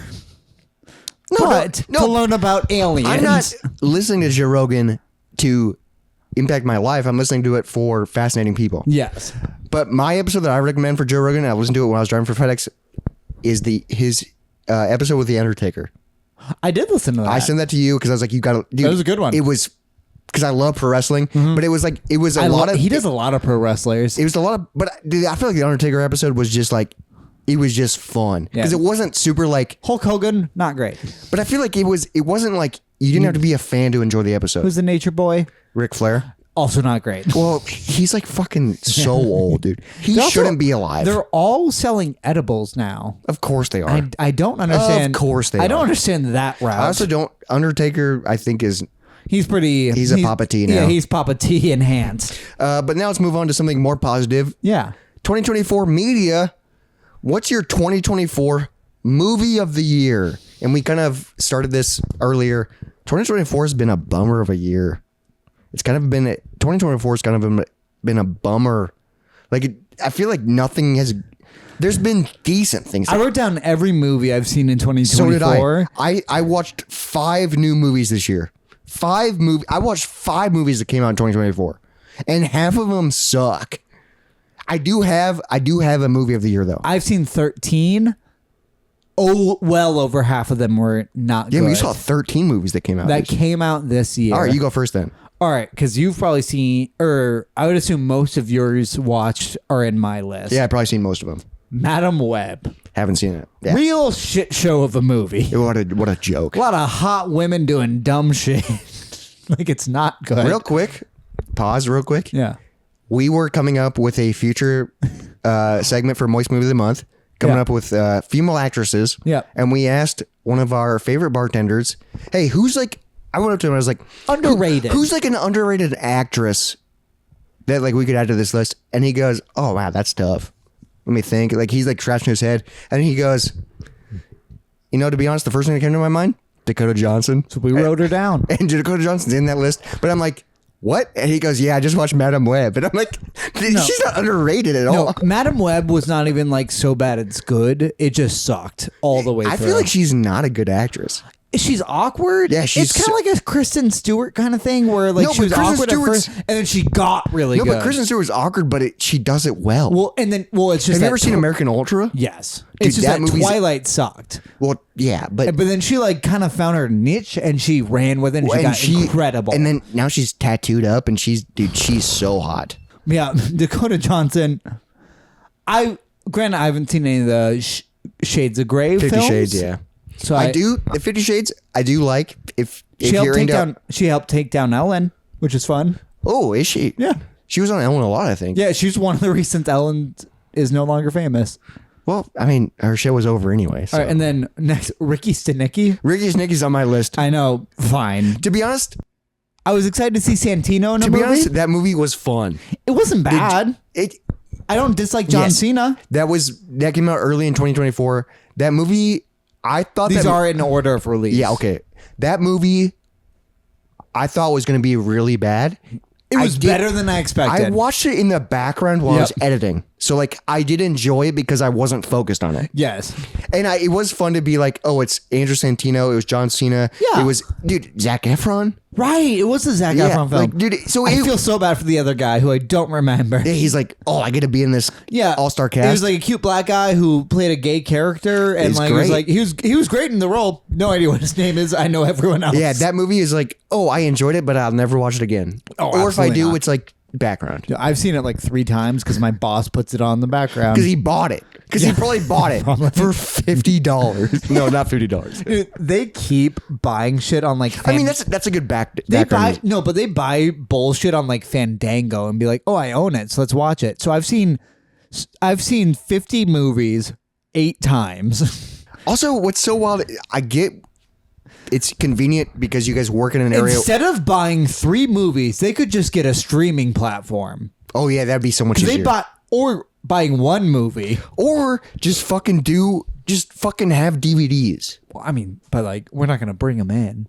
Yeah, but Uptown does DVDs, and like we have a binder, and then you just change it out every 3 hours, that's a great break to flip through. Well, I mean, but here we just scroll through because sometimes they'll be like, "Well, you want to put on?" I just scroll through his list. I'm like, "Nope." A lot of them, dude. A lot of the lists, you go, "I don't want to watch any of these." Yeah, no. Then I go on Amazon or one of the streaming platforms we have. Yeah, all right. But yeah, Ricky Stenicki, fine. Yeah, I remember watching. I don't recommend it. I mean, it was fun. It's fine. If you get really high, you might enjoy it. Might. And I will say, I'm starting. Like, I do like John Cena now. John Cena, like, he just, dude, you can tell he just has fun. If you watch Peacemaker, I think you would respect him more. He's very good in that. I just think he's doing things for fun because I've seen. So I watched Ricky Stenicki, and then like I think a couple years ago he did like a wedding movie where it was like I don't know. I don't even know exactly what it was, but like he like crashed a wedding. Sure. But then they kept running into him, and he was just a party disaster guy. That sounds like Ricky Stenicki. It's basically the same. It's basically the same. I also movie. hate how often we have said that name. So next movie, Roadhouse. Jake Gyllenhaal and then Conor McGregor. Yeah. Fuck Conor McGregor. He recently got charged with raping a woman. Oh, jeez, I didn't know fuck that man. Yikes. The movie is whatever. It's not better than the original Roadhouse. It's not weirder, which is what I love about Roadhouse. Is that's a fucking weird movie. I've never seen the original. It is weird. Okay. And I love it for that. But the new one was just normal. The action was filmed well. But Jake Gyllenhaal, he usually does decent. Like, it's not bad. He's been in a lot of good movies. He's also in a lot of movies. That's true. And this is a movie. It's fine. It wasn't bad. Up next, I got Late Night with the Devil. Oh, wow. That came out this year. I will announce, it came out in March, is my movie of the year. Damn it. That came out in March? I feel like I feel like that would have been a spooky month. You'd think so. Yeah. March is a little spooky. It's so cold out. Yeah, but March is green. But like March, you still have your like seasonal depression going on. So that's true. Slips right in. That is my movie of the year. That's your movie of the year. Honestly, yeah. Just because the movies this year sucked. All right. So next up, Godzilla X Kong. As good as you expect. Yep. Worse than the first. Well, not bad. That's on my list as well, and we watched that together. We should have seen it in theaters. I do regret not going with you, me, and Jaden in theaters because that's how we saw the first one. Yes, and we got high as fuck. But I did really enjoy seeing it because we were high as fuck at your place. It was a moist Monday. Yeah, so I was a little bit buzzed, and then I got super high, and we watched, and it was like not bad. I was like, okay, it could have been way better. Yes, like I feel like you cut everything. all of them, even the and first then one, just double the fights. Yeah. All I want to see is a lizard fight a monkey. I don't care about. Why are you giving me such bullshit? Why are you giving me a plot about a guy that wants to podcast? Right. That's what they introduced in the first one. Or just, but even though I do, the actor in that, the podcast guy, I love him. Oh, he's my top From 10 Bullet Train. actor. Yeah, he's amazing. But I don't need the. I just want monsters fighting. Yes. And you had so many monsters. Why didn't they fight more? I get that they need to make a story, but people know what they're getting into. You can Godzilla really versus Kong. Yeah. But also they're buds now. You gave Kong a robot arm. So and then there was a baby Kong, so they were kind of doing like a baby Kong Groot. fucking sucked. So then they kind of do they're basically just doing like way late a baby Groot situation or baby Yoda situation. A little bit, yeah. Like everybody's just like, oh, let's make this guy baby, and it's like, well, cute. that was fucking 6 years ago. We've seen it and we wanted to punch it. Yeah. Next is Civil War. Civil War, is this Marvel? No. Oh. No, this was an A24. It's about like a... Oh, A24, okay. No, it was good. It was like kind of like post-apocalyptic America. It's that we had another civil war, so it was kind of North v South, but also there's other branches. So it was like a modern Civil War. Yeah, and it was about Kirsten Dunst, a guy, and another girl, which I was happy to see Kirsten Dunst in another thing. I haven't seen her in a while. She was very good in this. Everyone, She's got to be getting older, I feel like. Yeah, I mean, she's like a woman. Yeah, she's a mature. I mean, she's not. Because last time I saw her, Mary probably Jane, yeah, Spider-Man. No, she was just spinning those webs. Yeah, yeah. But now she's a woman, and she was taking photos She's still hot. of things. She's cute. They didn't make her hot in this film. Oh, okay, because it's post-apocalyptic. Yeah. Or not quite apocalyptic, but it was very much just like run down. That guy from Breaking Bad, the guy who shoots the kid, he was in it. Oh shit! I love to hate that guy man who shoots the kid. That's all you know. You understood it. Yeah, I got it. No, because that is such a good person you love to hate. Yeah, he plays it. He plays it great. He does it well. I believe Nick Offerman played the president in this. Whoa, okay, so the cast was pretty well. Yes, and like it wasn't dude, what's bad. wild is A24. I don't think I've ever heard this movie. Really, it was good. Something I really appreciate, and I read about this, is the sound design. Is that for every gun that went off, they used a real sound of a gun. Oh shit! So they went out and captured a gunshot. So we are so used to a bullshit blam from a gun. Yeah, poof. And so this one, it was the sound I have design. so many files on my computer that's like gunshots, and they're not guns. No, it's just literally somebody just dropping something. Yeah. Pew. But so that I really appreciate. But that's fun. It was a movie kind of about nothing. So like it was like you follow these people, and their goal is to take a photo of the president. And this is the president in a dying America. So like half the country wants to kill him, half the country worships him. And they're trying to get a photo of him? They wanted a photo and an interview. And that's the movie? Yes. A24, was it shot good though? Like the cinematography? No, it's A24. I really enjoyed most aspects of the film. It was a little bit of a feeling of a film about nothing. I feel like what's wild is I don't even remember hearing about you watching this. Sure. I just watched it one night. And you didn't have any guts to talk about it the next day. It did not make a lasting impact, but I enjoyed it. Okay. I would recommend it lightly. Just be like, hey, if you're intrigued by it. A24, I am intrigued. No, so this was a night where Izzy was at work, and I was like, oh, you watched it alone? Okay. Yeah, I wanted to watch a movie. Okay, yeah. And like it was a movie, I didn't need it to be good enough that I talked to her, so I was like, oh, this seems interesting. It was like featured on Max. Okay. So Civil War. Civil War, okay. Next you watch way more than me. Next is The Contestant on Hulu. I've never heard of this one. This is a documentary about a man who was on I want to say Japanese, but I'm not sure. It might have been Chinese, might have been Korean. I don't know. Game show where he had to play. He was stripped naked, put into an apartment, and was only you told me about this. Only given newspapers, and he had to play the newspaper games to win things to survive. So like crosswords and shit. Any games they gave him, any sweepstakes, any but bullshit. He's naked. Yeah, they make him naked, and at all times he's naked for no fucking and everybody's reason. He's just in a cube, and he didn't know people were watching him. He thought this was like a show that didn't really get picked up, so he did this for years. And like after he completed the main stage, he did it for years. Yeah. So after he completed the main stage, I believe he got shipped to Korea, and then he didn't know what was going on, and it was just like, all right, do it again. And so he just did it again. and I highly recommend it. It's called The Contestant on Hulu. It was incredible. That feels like I could kind of maybe spiral from Yes, you could. It's just it's an outside look at the human experience. But also isolated. Yes. He didn't know. That's fucked up that he didn't know. That is top 5 of my movies this year. Maybe like top 3. Damn, that's a movie that I've never even heard of either. Yes, I highly recommend it. That sounds fucked up. Kind of makes me think of that. Remember, I was really into that game show in high school. The Pod? The Pod or the Isolation. It was on Hulu. Yeah. It was like a game show where everyone was isolated, but they were all connected, and you would compete against other people, but you wouldn't know when they would quit, and the goal was to be the last one standing. So people would just be there for like weeks. So people would just keep doing it because it's like you don't know when people quit, and like that's fucked up. Yeah, I think that show got canceled because mental health. Yeah. Up next, Deadpool Wolverine. Yep, that's on my list.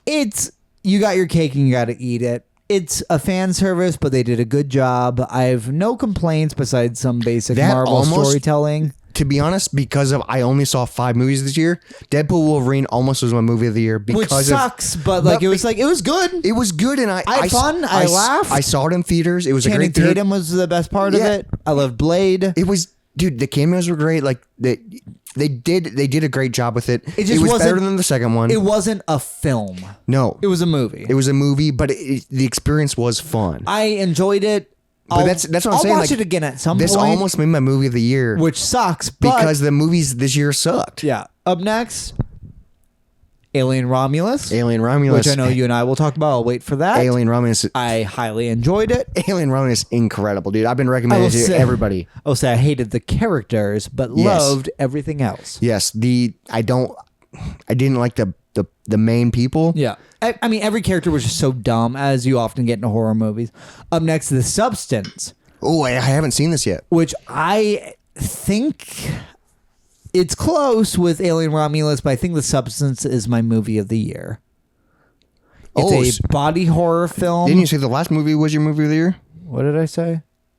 Oh, shit. No, all right, never mind. Late Night with the Devil is movie of the year. Substance is number 2. Number 2, yes. Okay, yeah. I really enjoyed it. It's body horror. Demi Moore, which that's loved. A great poll. Yeah. And I love how it's like... You catch a titty a time or two, which is great. Yeah. I do want to see it because I've heard amazing things. I enjoy body but I've heard horror. It is gross. Story is great, though. But is it like gross on the same level as The Fly? Yes. The Fly is the ultimate body horror film as far as I'm concerned of now. Because I love The Fly, and I know it is gross, but it's not that bad. Because 2024, you could get fucking nasty. And I would say Substance is good, but not that bad. Okay. So I do need to watch it. That's on Hulu, right? I think so. I think we paid for it on Prime. Maybe a Prime movie. Yeah, you might have to rent it. Okay, yeah. But maybe it's on something now. That was a movie. I remember when that came out. People were like, shit, yeah. I really enjoyed it. I do want to watch it. It did not blow my mind as far as body horror goes, but that would be my number 2. And the story was pretty good. It was good enough. Just from what I felt, or just from what I've heard, it kind of feels like a Twilight Zone episode. Yes, it is absolutely a Twilight Zone episode. Or something, where it's like, body you definitely could cut this down to an hour and make it the best or a good Twilight Zone episode. Yeah. Up next, I saw Salem Slot. Had some good cinematography, but overall very disappointing. And that's a remake? It was on Max. It's a remake, but also based off a book. Yeah. It had like 2 really cool scenes, which I would love to show you, but besides that, nothing to write home about. I don't even know anything about the story, to be honest. Vampires in Maine. Oh, okay. In Maine, of course. That's where he was writing. Yeah. Can you believe the main character is a writer who is working on a book? Isn't it most of his? It's a good third of them. Shining, Misery. Because he was coked out in Maine. Just, this is what I'm going through. Imagine me, but in this situation. Because, dude, he probably was going, what if there's vampires? Yeah. What if there's a car that hit me? Oh, shit, I just got hit by a car. I'm going to name it Christy. Exactly, dude. All right, next is Let's Start a Cult. I very much enjoyed this film. This is the Stavros movie. Stavros. Stavros Halkias. I don't know his last name. Yeah. But if you type in comedian Stavros, you will find him. He's awesome. I love him. He's one of my favorite comedians of this year that I've just really discovered. Yeah, you've been really getting into his podcast too. Him and Dan Soder have been my comedians of the year. I mean, dude, I think I love both of them. They're both so Like good. Shane Gillis was my comedian last year. Tom Segura is still my comedian overall. I love both of them. Yeah, but Dan Soder and Stavros this year, I feel like this year they've just really given weight to the situation. But also, I feel like because you've been listening to their podcasts, Dan Soder, he's been doing comedy for 15 years. Dude, if you like podcasts, you probably aren't listening to this podcast. Yeah. But if you really enjoy podcasts, I highly recommend Stavi's World or Soder. Soder's fucking great. They're my top 2 right now. Soder's so fun because what I love about Soder's podcast is his guest. It's always a new guest, but his guest will just say a sentence and he'll go, "Oh, I got a story on that," or "I got a character for that." He'll just do a bit on everything, and it's like, dude, that's so fun. No, he'll do a character with a voice doing a bit, and it's like, oh, you're doing too much. Yeah, but it's you're making us other podcasters look bad. He's the best because we're in the same game. But all right, so now, let's start a cult. I highly recommend it. Yeah, it's a dumb little comedy that made me laugh. I do want to watch this. I haven't seen it yet. 89 minutes long. Okay, so tight 90. Yeah. You might recommend some or recognize some other characters in it. Probably not. They're all like a lot of them are smaller comedians. Or can come. I'll probably recognize a few people. of them. I've recognized a few of them. Yeah, I probably would. It was really funny. I enjoyed it. Yeah. The character or the idea alone, I think, is a good enough thought process. And Jacob likes skulls. And my last movie I saw was called Sweethearts, released on Max probably in the past month. It sucked. I've never heard of Sweethearts. Caleb Heron was in it. He is a very funny podcaster. He's a gay comedian. Okay. Maybe you'd recognize him. I might recognize his face. His storyline, great. Everything else sucked. It was about a bunch of hot people in their 20s trying to figure out life that I did not give a shit about. You watch way more than me in 2024. All right, so let's hear yours because I imagine I've seen 3 out of 5 of your films. You have seen 3 out of my 5. Yeah. So I'll just real quick, Deadpool and Wolverine. It was good. Almost my movie of the year. Wasn't quite. Good enough. Godzilla versus Kong. Fine. Fun. Ricky Stenicki. Whatever. Another movie that I watched that came out this year was with Aubrey Plaza. Oh. It was called My Old Ass. All right. How was it? I can't remember if it was on Hulu or I don't know where I watched it, but it was Aubrey Plaza, and it's about this girl that's 18, and she's like 18, and she's like, it's Aubrey like some Plaza's in her 30s now. No, but it's not Aubrey Plaza. Oh, okay. It's about this girl that's 18, and she's like getting ready to go to college, do all that stuff, and she's like having her last summer at home. Sure. And then they go and do mushrooms. Oh. And she has a mushroom trip. Yeah. And then Aubrey Plaza shows up, and it's her from the future. All right. How so was it's like, it? So Aubrey Plaza's like 35. Yeah. At first, I was like, this sucks. Sure. This is not a good movie. I was like, I don't care about it. I love Aubrey Plaza, so I was like, I'm in it just for her. But then the last 30 minutes, I fucking cried. Oh, dude, I literally was like, I don't care. None of these movies made me cry. Like, I was like, I don't care. Yeah. That I'm doing laundry and I'm like even letting the movie play and leaving. Sure. And then like the last 30 minutes, I was like, oh, ooh, Jesus, it hit me. You got me. Like, it's kind of about time travel, but Aubrey Plaza's great. Sure. It was whatever. But my movie of the year, the 5th movie I saw that came out 2024 is Alien Romulus. Yes. The new Alien entry came out in 2024. So you kept recommending it to me, Alien and I Romulus, knew I'd love it. It was fantastic. I remember I set a night to watch it because I was like, I want to watch it. I got a little high for it. What I love about it, I don't want to give any spoilers because it is a new movie. It's got a lot of fan service, but it's good fan service. They do a lot of fan service. They do it. It is a great reenactment. Alien. They do a great Alien entry, paying homage to all the old aliens, but also doing their own new thing. Well, because they even do like the xenomorph is face to face with this woman, yes, and she turns her head, and the xenomorph bares its teeth with the drool. Yeah, the drool. And they recreate that scene, and it's good. And the monster is like, dude, the monster looks great because it's 2024. They do effects. such a good xenomorph too. And also, there's like a scene with all the fucking crawlers, the hand things, and those things are fucking. They nasty. did a great job with the hand things. The movie, the sound design was great. Sound design was incredible. The sound design was great. The monster design was so fucking good, and that's all I'm gonna say. Yes, it was fucking great. I will say I don't care about the characters. No, the characters fucking suck. And also the first 30 minutes, it's all people making dumb decisions because they're all like it's Stranger Things meets Aliens because it's all kids. I was excited for a younger cast, but then they didn't. I was like, oh, I don't like because any of they these don't people. like. I don't like. So the first 30 minutes is establishing the story, and I didn't quite care about that. But then after the first 30 minutes, the entire movie is straight suspense. Last hour, fantastic. Every scene is so suspenseful, and I was a little high, so I was like, I just kept, and I was like, and there were a few moments where I was like, oh, this is where it ends, right? And then it doesn't, and I'm like, God damn, it keeps going, it keeps being suspenseful. It was a great movie. You'll never care about a character, but if you like Aliens, you'll like this. Yes, I will say, I haven't seen all of the Alien movies. I've seen most of them. I've not seen Alien 4 or Alien. So I've seen Alien 4, but I've never seen Prometheus and all that stuff. Whatever comes after Prometheus, I've not seen. So I haven't seen Alien 4 or whatever that one is. Covenant. But even after not seeing all of them, this is top 5 Alien movies. Top 5 out of I think less than 10, unless you include AVP. AVP probably up there. So AVP it definitely goes Alien. Alien number 1, obviously, because that's phenomenal. Yes. So this is probably 3 or 4 in the ranking. Yes. Of Alien movies. So if you haven't seen Alien Romulus, dude, Wes got it on 4K Blu-ray, and he's waiting for a night to watch it. I go, dude, please watch it so I can talk to you about it. Like, I just want to you don't want to ruin it. Yeah, there's things that I want to talk about, and I don't want to say it here, but it's like, and we've talked about it. Like, that's my movie of the year. That's probably my third. And that was it. I only watched 5 new movies this year. It sucked. I have to pee again.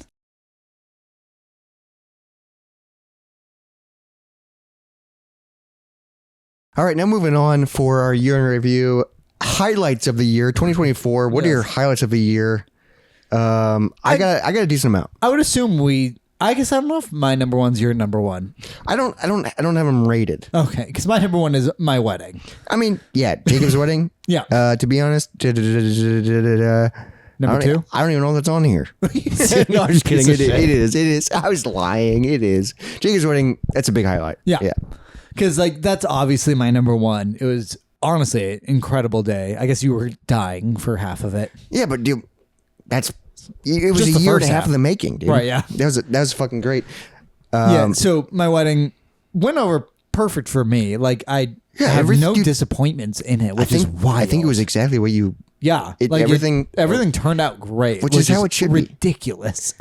Yeah, but if we're going to the next highlight, I got my bachelor party. Bachelor party, dude. Fantastic. Bachelor party was fucking sick, dude. You, me, the boys in Wisconsin Dells, water slides. And we did a whole episode on that, so we won't dive into it. Go listen to that episode if you want to. Up next, another episode I've done, Asheville with my sisters. Oh, yeah, went on a trip, dude. Ziplining, got tattooed. Yeah.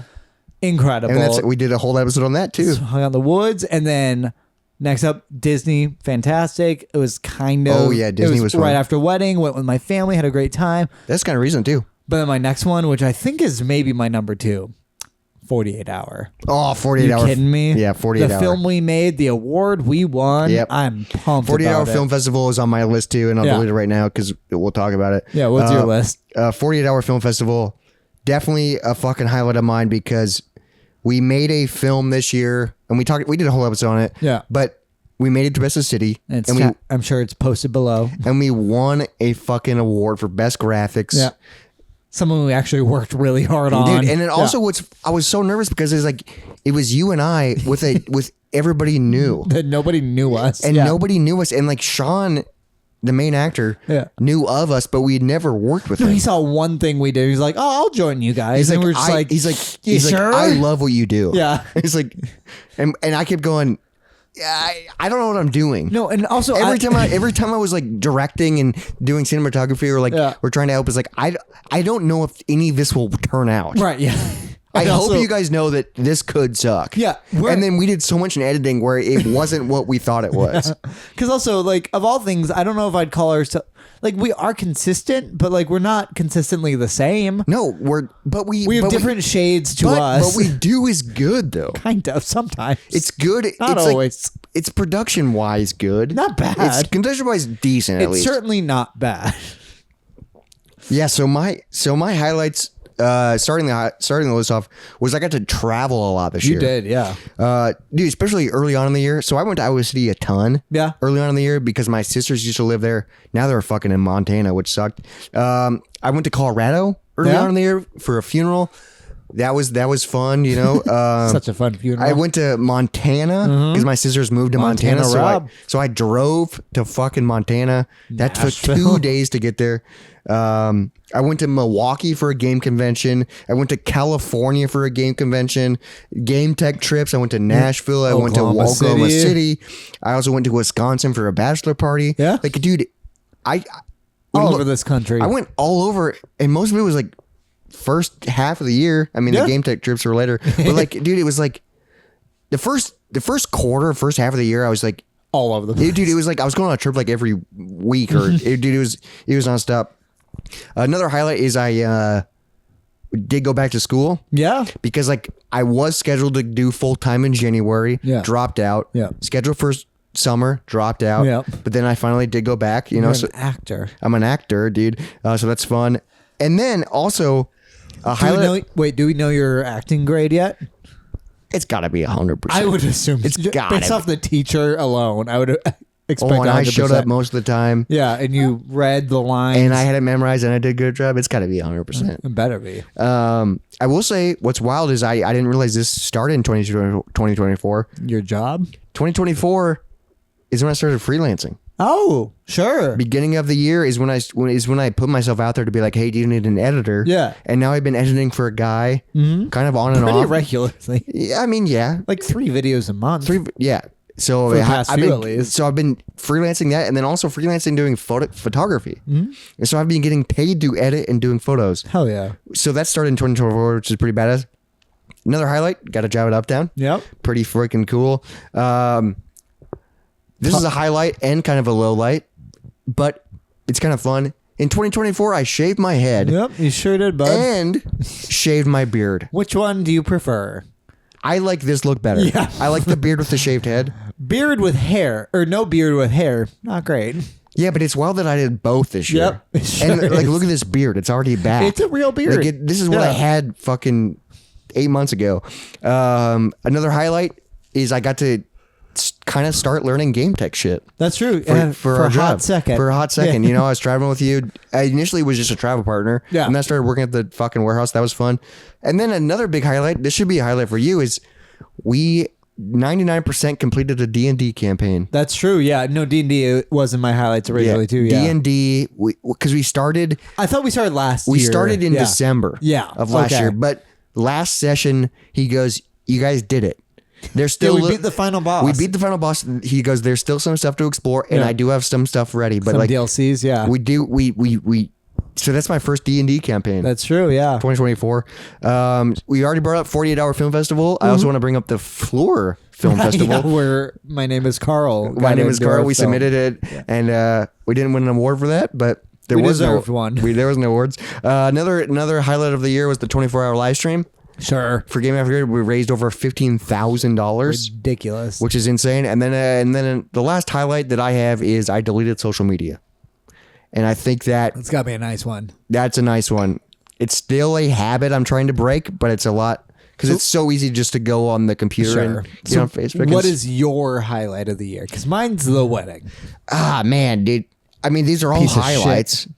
I don't know, dude. I think maybe the 24-hour live stream. All right, that's fair. Because $15,000 for ridiculous for kids with cancer. Yeah, that's better than your wedding. It's equal. I mean, your best friend is in love. That's something to celebrate. And I saved 15,000 kids. Yeah. You think $1 cures cancer? You piece of shit. There's a guy that follows Game After Good that every time he goes, "There's another." You saved another 10 kids. Like every time people would donate $10, like he goes $1 a kid. And I think it's so when we posted the check photo, he goes, "Man, you guys saved 15,000 whatever kids." Now real quick, it's going to be kind of a bummer. Let's talk about low lights of the year because, you know, we are human. Yeah. We have the highs and lows. Shit happens, dude. What's your low lights of 2024? I mean, my car troubles were probably top. Dude, my first Buick broke down in January. Shit. Okay. So that's my low light is my car completely got demolished. Because I lost mine in September. So we both lost our fucking cars. And like kind of signature cars for us too. Yeah, I had my Buick for 8 years. And you had your car since Since we lived together. Yeah. So 6 years? Longer? 7? Probably 10. Oh, wait, yeah, 9 years. Yeah, probably since we lived This together. was right after. Yeah, because I remember you had your high school car and then you got your dad's car. Yeah. Yeah. Yeah, so losing that and just all the money I put into it before losing it fucking sucked. And also, my new car has also had troubles this past week. Dropped $900 on it this past week. Yeah, that sucks. Well, Izzy's car had her windshield bashed in. That only cost $300. So we had to fix that as well as this week. Car issues suck. Always suck because you just need to do You it. have to do it. And that's going to be, I'm going to mention that probably in the next couple episodes in a different segment. All right. Other lowlights, job issues. Job issues. Yep. This is a great low light. My job cut my hours a little bit, so I had to find some other jobs within my job. And that's why you are teaching me how to make pizzas. And that's why I'm his boss half the time. Yep.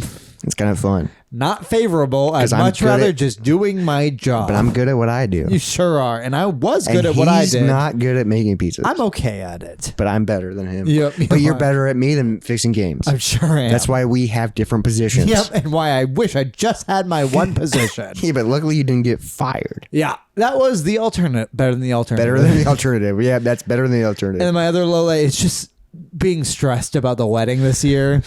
That was a lot at times. Yeah. It just built on other shit. Well, yeah, of course, because it, like, especially leading up to the wedding, like, it was just like, because you're like, man, is everything, I feel like, I mean, I can't even imagine what that's like, but I feel like you're always just like, is everything ready? Is everything planned? Perfect? Yeah, I don't, do we have like cater, like. Right, yeah. Every detail falls on us. Because it's so many little details that you and have it's to, all of them you think matter. and you have to do them yourself. And you have to decide them too. Those are my lowlights. My lowlights, which is fun because looking back at the year, my highlights are way bigger than my lowlights. Same. So that's what makes it. Like, that is what you have to fucking focus on. Perspective. Because it's ridiculous. The first thing I want to talk about is my depression. Yeah. Mental health issues. Woo. The last quarter of the year sucked ass. Sure did, bud. But also I have depression on and off, and even lately when I'm doing good, I do have waves of like, little man, flickers. Yeah, I'm lonely as hell. Yeah, like it. But like, guess because I live alone, I'm not dating, I'm not talking to anybody. Quit porn? And I quit porn, and like it's the holiday season, and like there are a few times where I've gotten off work and I'm walking back to my car, and everybody's just walking around holding hands and like wearing for warmth and wearing hats, and I'm just like, you could wear a hat. I wear a hat, but it's like you're allowed to do that. But it's like, damn, I am alone. Sure. So it kind of sucks. Car broke down. I already mentioned that. Yep. January. I did lose some family members this year to death. Because I lost it. Why do you laugh at that? Because I lost them to death. I guess great grandma Peggy. Yeah, I lost my great uncle. Yeah. That's still something that like doesn't feel real. Sure. Mine, I didn't care. I was pretty close with mine. Sure. Mine was kind of like a Muppet that I saw every once in a while. Like I knew she was out there. And how'd you lose him? To death? Yeah. But like I only ever saw her waist up and like. What do you mean you only saw? She was always standing behind like a counter. A Muppet. Yeah. She was always behind a counter. I only picture her like that. Yeah. I literally picture. You picture her with her hand in her ass? No, I picture all old people as Muppets because they get those hard lines here and they just. I don't know. Look like I picture my grandparents as full bodies because they are walking. Well, not anymore. To death. No, my grandparents didn't die. Oh, it was my great uncle. How many grandparents you got left? I still got 4 out of 6. They got divorced. I have a. What do you mean? I mean, I got. Are you summing all the steps? I got too many to count. How many times has your dad been married? 6? Yeah, but I don't even know most of them. Right, but that's 12 grandparents out there fucking around. Yeah, and they're fooling around. They're having sex. Yeah, they're Muppets. The last low light of the year is I did lose a friend, not to death. Oh. What? I lost a good friend of mine in 2024. The one who's recently reached out? Yes. And so listens to the podcast? Yes. One, yeah. So they're back in black? This was a low light because I did lose a friend, but now it's in rekindling, which is now a highlight. A soon to be highlight. But if I look back at the year, we weren't friends for a quarter of the year. Oh yeah. So like that September. And she was one of my best friends, so that sucked. But she's back and she listens to this. She knows we missed you. Yeah, well, I missed her. Welcome back. What's your highlight? Don't say cock. We know last year's. Yeah, her highlight last year was cock. Well, what's wild is like it was weird because I have a bulletin board of like a montage of photos. Yeah. She's in a lot of them. Yeah. So every day, even though we weren't friends, I would just see her face. And you're like, she hates me. Yeah. That's what I kept thinking. I was She like, wishes I was dead. Yeah. But luckily, we're rekindled. Hopefully. Rekindling. It's rekindling. It's got like a little flame. I remember you when, got to blow on it. Well, I remember when you and I rekindling. Yeah. I was nervous at first. Like I was terrified. I was like, do you remember our first date? Yeah, it was awkward. Yeah, it was at the place we work now. Yeah, it's where we both work. It's weird as hell. But I was like, I remember texting a friend about it that hates me now. Another friend that I lost. Okay. But I remember texting her about it, and she was like, "Just be careful." And she's like, "If you don't want to do it, you can just cancel." Like, and I was like, "No, I think it'll be fine. Like, I'll just be careful." And then look at us now. And look at us. We thriving. got a podcast, baby. So that was my lowlights. Now moving on to, let's just combine these. Okay. Favorite concert, live event / thing you did. All right. So this is just like events. So I only wrote down 2 events I went to. Dude, I didn't do a lot this year, to be honest. I had this year kind of sucked for concerts, Yes. for live events. I don't think I went to a concert. I went to one, and I will talk about it. Yeah. So And I did talk about it on the pod, though. So all of my live events, I thought about, I was like, oh, I guess I performed a lot, but I don't even think about those. Did you perform a lot this year? Yeah. Up until like June, I was performing every month. And then also like 2024? Yeah. No, Really? I feel like you've been off for so long. I feel that way too. But I Damn, took off. I guess 6 months, yeah. I took off the end of the year for the wedding because I didn't want to be injured. So my last live show I did, I think, was the end of Teehees. But before that, shit, yeah. before that show, my last live event was the 9 live events I did for the tattoo convention. Shit, yeah. And that ruined performing for me because I hated who I was with. It ruined me. It did. Play the clip here. I'm ruined! I've used it in so many episodes where it goes, "I'm ruined." Oh, okay. I thought you meant the part I filmed. I was like, we will not play that. No, that's too mean. it's the Tim Robinson where Yeah. he goes, "I'm ruined." No, but I used it in our Christmas special. Remember that part I filmed to show Yeah, you? yeah, And yeah. I felt too mean to show anybody it. That's sad. But no, I did 9 shows for a tattoo convention. I hated who booked me and who I worked for. So I kind of quit Freak Show after that. So looking forward in 2025, do you think you'll go back into Freak Show, or, I would or do like you think to. you're done with it? No, I don't want to be Because retired. I'm kind of. I feel retired, but like I would like to at least do it again. I'd like to find my space again. Because also, I mean, so your Freak Show is kind of like my bass playing. sure. And I kind of feel like It's done. It would be fun to do it again, but I'm kind of But it done with it. feels like it's done. I feel like it's Yes. done. Like I'm not a bass So player my anymore. current mindset is I am a retired sideshow But performer. you do want to do it again. Yes, because also the comedy club, my normal stage is moving downtown. Yes. They did get that spot in Old Spaghetti Works. Okay, so Yeah, this confirms. so I would like to perform and I again. do miss going to the monthly shows. Me The too. monthly shows were fun. But That's where I was saying a bit, guys. As far as like seeking out spots, I can't imagine doing that. Yeah, you don't want to Put in effort. Yeah, I want people to want me, and I'll do it, and that's kind of you it. But don't also, want to. Yeah, you kind of just want to do it as a hobby now, and not a career. Yeah, but also I think about like I learned all my skills within a week. I could do it again. Yeah, once you know how to put a nail in your nose, I mean, yeah, there's only one way to do it. there's only one way to do it. properly, yeah. You gotta fucking stick it up, dude. All right, but as far as other like live shows and events we went to the traveling Moulin Rouge show. Oh yeah, that I heard that was It was fun. great. I enjoyed it a lot. It was way too overpriced, as are all those theater productions. because you saw it at a big theater, Yeah. Civic Center. But I forgot that this year. The best live show experience thing I did was back in theaters 2001 Space Odyssey. That was in this year? January. Oh fuck, that's how you That started the is year. top. Yeah, you saw 2001 in theaters. We took edibles and saw 2001 Space Odyssey in theaters. One of the best movie experiences of my life. Top 5 movie experiences. Now that you're, to be honest, I think I saw 2001 this year for the first time. Yes, you did. Yeah, because I watched it because of So that. is that best movie you discovered this year? At least versus new movies this year? Yeah, it dude, beats all those. 2001 is probably best Also, movie I saw. Alien Romulus paid heavy dues to 2001. Oh yeah, there were shots. The intro had the choir. Yeah, Yeah. And there were shots where I was like, oh wow, because they did a great. they did the big spinning shots Yeah, they too, did the yeah. spinning shots. Yeah, they did a great homage of paying to the old viewers. That sci-fi. Yeah. The like nervous sci-fi. Well, because it's also like, dude, that's a big object in space. Yes. Like, and it's scary. Yeah. Being stuck in space is scary. But dude, 2001, that is a bucket list item to see that in theaters. Yes. Because that is a treat movie, and I've only seen it once because I don't want to overdo it. So if anything, I've seen it probably 4 times and once in theaters. Yeah. So honestly, I have thought about, because you can rent movie theaters for like $200. Yeah, it's not that bad. Yeah. So I'm kind of thinking we do that, bring edibles, and just have the theater to bring ourselves. any friends we can that will and just do that. fucking sit in the best seats and just because the sound design it hits you, and also it's like 2 movies in one kind of. Like, it's 4 in one. Yeah. Dude, there's so much that movie, and especially because I've only seen it once, I can only remember certain segments. You're right. No, there's so much you forgot. There's so much because that movie is also a possession. It infiltrates every sense you have, and then the last part is just a light show. Yeah. And if you're high enough, I was super high when I watched it at home. Take it in. But I was laying on the couch. I can't imagine sitting in a theater without a great sound system. Yeah, dude. No, that movie like hits you. Yeah, that's a highlight. No, absolutely. That's incredible. So that is the best of that I saw this year. Damn. Yeah. So for my events, I didn't go. I only went to one concert this year. Okay. Besides your brothers. So my brother did play a show, and he's fucking incredible. Yes, he's a prodigy. Yeah.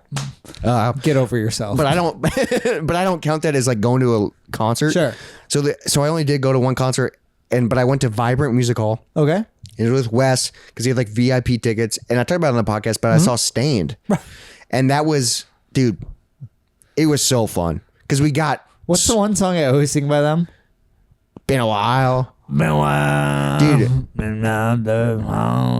I mean, they play that song 3 times in a row. No.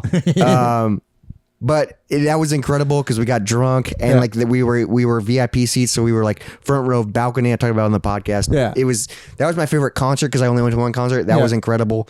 But favorite event? Yeah, Jacob's wedding. Oh, Jacob's wedding was pretty sick. You were a speaker. But also something that Jacob didn't bring up. Ooh, what did I forget? Wheel of Fortune. Oh, right. I completely forgot that we went to Wheel. I love telling people we went to that. It's also wild because I went to nothing. I went to no event. So we it's went to Wheel of So I Fortune went to live. one concert, Stained, and then what else live event? Wheel of Fortune live. that was incredible. On Halloween. It was so fun though. We had a blast. Well, because we were shit faced. Yeah, because we were doing shots of Jameson. I remember yelling and people being like, "What?" Even at one point I went yeah, and the announcer you're cheering. Yeah, because it was fun to cheer, but it was also fun to guess the answers immediately, and you go, "That's not right." But sometimes you were right on. So I got them a few times, but other Guardians times of the Galaxy, you got just off a G, I think. Yeah, I was like, "Oh, autistic." Don't mind if I do. But it was fun because it was we just fully. That's why I want to go to a Monster Truck Valley. Yeah. We'll just fully embrace it. I'm so mad we missed the Monster Truck Rally. Dude, Monster Truck Valley comes every year. Yeah. Dude, we'll go to it. It's so fun. Now moving on to the next category. Yes. Proudest moments of the year. We talked about a few episodes ago, when was the proudest you've ever been? And I know proud's a tough thing for both of us, but I do have a few proud moments this year. So personal proud moments are kind of weird because I don't have those often. Yes. So but looking back, I can acknowledge proud moments. The wedding's a big one. Is I am happy with how that went off. I'm proud. You're proud that you got married. Yeah, I'm proud of how we pulled it off though. Too. Yeah, your wedding was great. I mean, also day of that, with all the boys here, how that went. Oh, dude. And with the surprise, ballistics. Yeah, dude. Where I got them ballistic dummy skeleton gel things. That's up there. That skeleton makes me so happy. Yeah, no, that I have that because.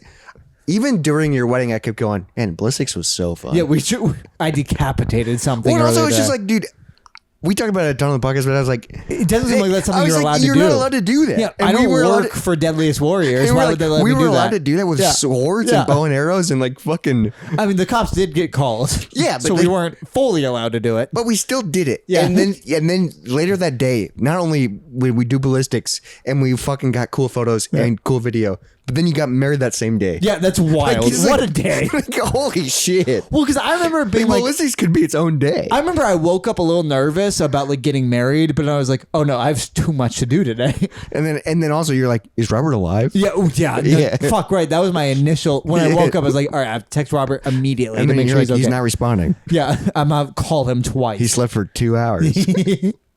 Yeah, but also that took away so much stress from the day. because you were distracted. Once I knew you were awake, Yeah. and then when I knew we were going to cut up some ballistic dummies. Well, because then we're like, because then you get to have fun, and we had a few beers, so you get lubricated. Yeah. And then also it's just like, hey, let's just forget about everything. Yeah. We're only doing this. This is what we're focusing on. This is what we're doing Kill right this. now, Yeah. dude. Ballistics. No. Yeah. That's a proud moment. Yeah. Yes, absolutely. And dude, that was such a good surprise for all like, of us. Because it makes sense because you got us all swords, dude. A moment of pride, honestly, of this year was watching you give your best man speech. Watching you kill over a crowd that I built myself. Yeah, so it's a tough crowd. Yeah. Tough Well, crowd. I don't know. Well, also, it's kind of, when you're giving a best man speech, you kind of feel like a pastor. Where like you say a dumb joke, but people will laugh. Sure, yeah. You know what it's like? So the audience is built for, they want they're ready for it. They want to support you. I mean, they got warmed up by a wedding. Yeah, like they're ready to. Although I've been to a wedding where the best man fucking like was horrible. Oh, really? Yeah. And he gave a bad speech? Yeah, you met him. My uncle. Oh, Yeah. okay. For my other uncle's wedding, he's like, I'm gonna wing it. It was just You not can't good. wing it. No. That's what Jaden and Dane did, and it was terrible. It was fine. They're not proud of that. Well, I'm proud of, dude, I spent so much time on mine. yeah. No, because their whole joke. I wrote it on my phone, and then I had to transpose it to cards. Yeah, and then I read it, You had to time it. but then I read it to my sisters and brother. So I read it like 4 times before Yeah. your wedding. But then also I was like, I don't know if I'm going to be able to talk because I Right, couldn't yeah. breathe Yeah, right. Yeah, because you were dying. because I was choking, dude. All right, what were your other My ones? press moments of the year.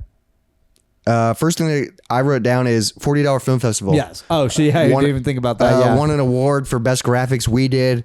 And like it was deserved. But I was like, dude, that was an award made for us. And also like, something we worked on at 4 a.m. that morning. And it was also like, that was an idea that we didn't come up with writing. We didn't Right, come yeah. up with, it's a thing we came up with in editing. And it did feel like an us award. Well, like obviously you built all the graphics. But it was funny because it was like, oh, this is an award for me. Yeah. And I was like, so that it's kind of it's not best editing, but it's adjacent. Yeah, it's in there. editing. Yeah. And I'm like, that's what I do. But it's also some jokes I wrote. and like because Yeah. but that was all part of it. So Yeah. like looking at that trophy, It every kind day- of felt like the mixture of editing and writing. Yeah. looking at that trophy every day, kind of like is like, Gets you hard.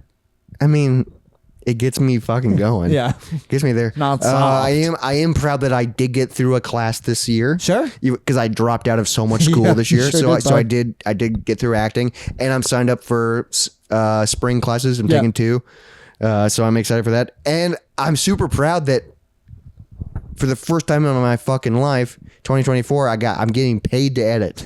That's fair. Yeah. Like that's fucking wild. Literally Like the thing you want to do. Yeah, And so the thing you're like, it's not like you're some bullshit guy of like, oh, I just want to do this. And like, why isn't the universe like, you are a very good editor. yeah, and like so I don't know, I haven't totaled up the numbers, but I probably made thousands of dollars this year. Yeah, at least a couple thousand From Yeah. editing, just from mostly video, but like I have done And like it'd be much more photos. if I could pay you, but I can't. but I technically I am making money on Gaming Off the Grid for ad revenue, so Yeah. that counts as getting paid for editing. And But then I maybe am someday. freelancing, Yeah. and then I have been editing photographs, and Yeah. dude, some of the photos I get are fucking sick. I mean, I took some of your wedding photos. That's true. So another thing I'm proud of is I've never missed a Monday for the podcast. Going back with editing, That dude. is my favorite thing about Yeah. this podcast is that we have not lacked.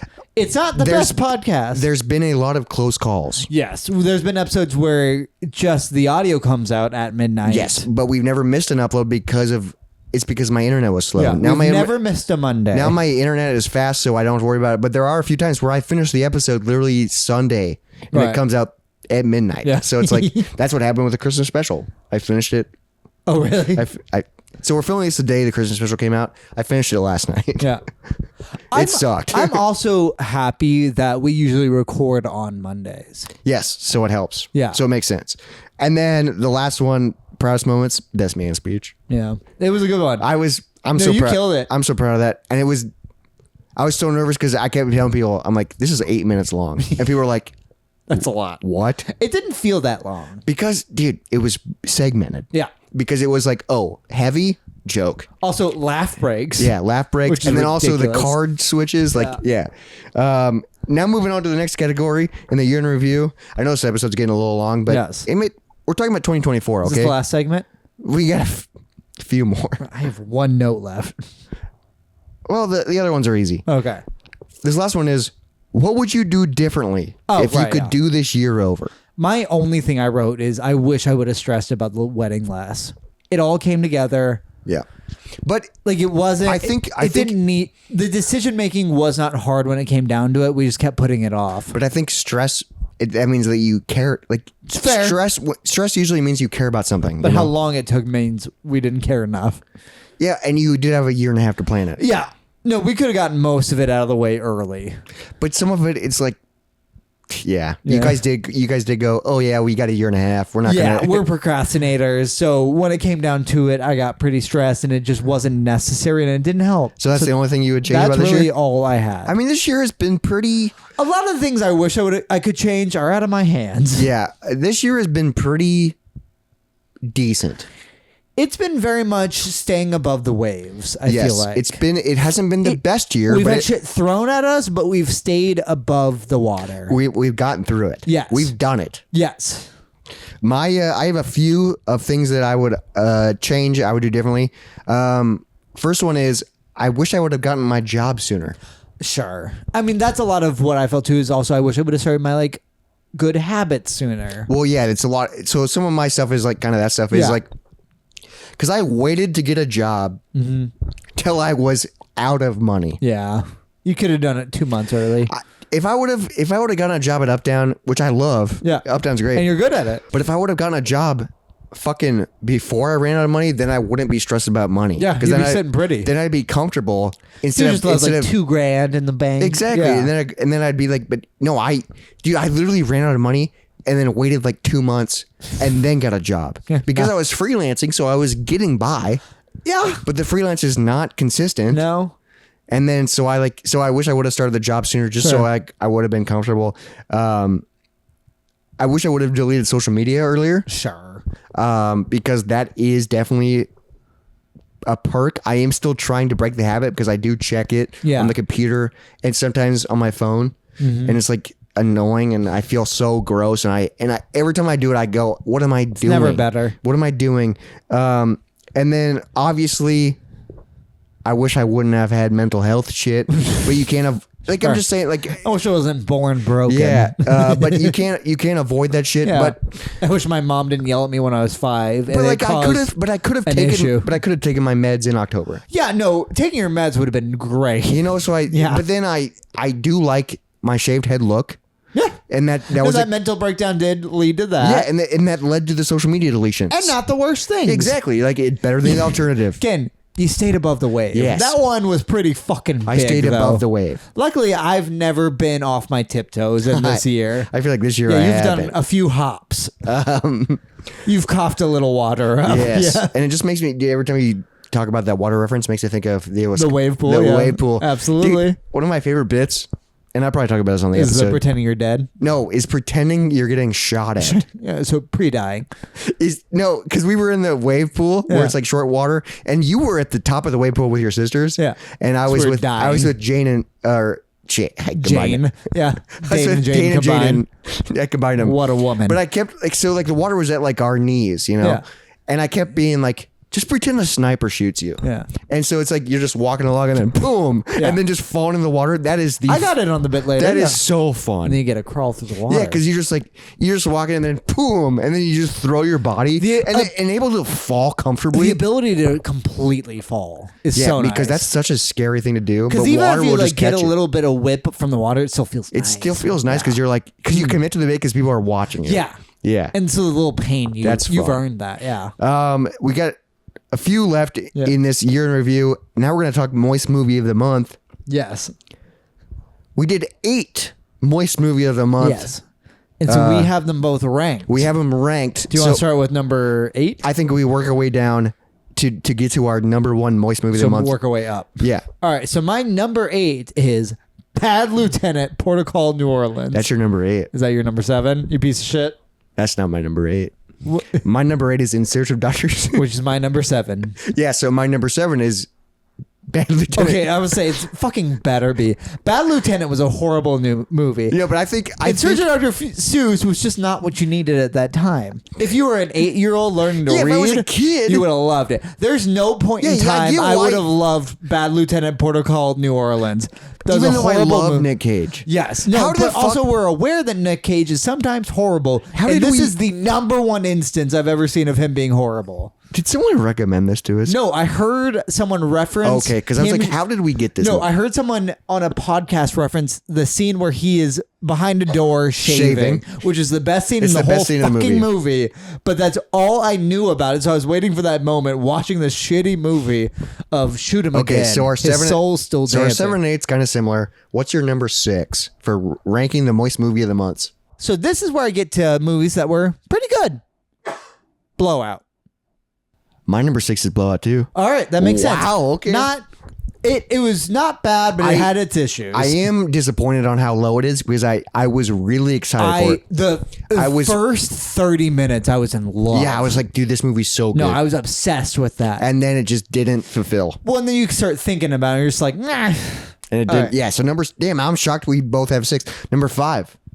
Again, this is not the best movie, but I really love this. Dante's Peak. Oh, dude, are Yeah. you fucking kidding? Yeah. My number 5 is Dante's Peak. I assumed we'd be kind of in the Holy same here. shit, I okay. think after this we get Yeah, a after little bit this, off. But dude, now we're getting the top 4. no, so because Dante's Peak, I loved. Dante's Peak, yeah, Pierce Brosnan, Linda Hamilton. Oh my, are you kidding me? I mean, the kids, whatever, but also all the explosions, great. And it was just constant like, Dude, and oh, it was let's a man who drive had through lava. It was a man who had a vendetta against a volcano, killed his wife. I love that. I love that intro And also, so much. This is the part 5 and below. So Dante's Peak is 5. 5 and below are movies I will watch again. You would watch. Oh, so 5 and up. Yeah, that's what I mean. Yeah, 5 and okay. up. 5 and up are movies I'll watch again. Agreed. I don't know if I'll ever watch Blowout, Bad Lieutenant, or In Search of Dr. Seuss again. I'll watch In Search of Dr. Seuss again when I'm sick and Because need you have comfort. a nostalgic Yeah, kid I watch it when I reference. was a Yeah. child. All right, my next one. I'm sure you'll hate this. Tremors. Tremors It's fine. is your number 4. Yeah. Not my favorite. Okay. I loved moments. I'll give it to you. Yeah. I'll give it to you. I mean, my number 4 is Heavyweights. really? Okay. Yeah, isn't that shocking? I mean- but now we're getting into it. We're getting into a point where these movies are so close. I love them. Yeah, no, there's, I like- love Tremors. I love Heavyweights. Yeah. Heavyweights is my number 3. My number 3 was Tremors. Yeah. Okay, that Yeah, makes sense. Because, dude, the only reason I put Tremors above Heavyweights is because I went into a rabbit hole. No, that's of you Tremors. watched all 4. I watched well, all not 4 of them. All 4 of them. You watched 4 of them. I watched 4 Out of them 9? out of 8 or 9 of Yeah, them. whatever. But I got obsessed.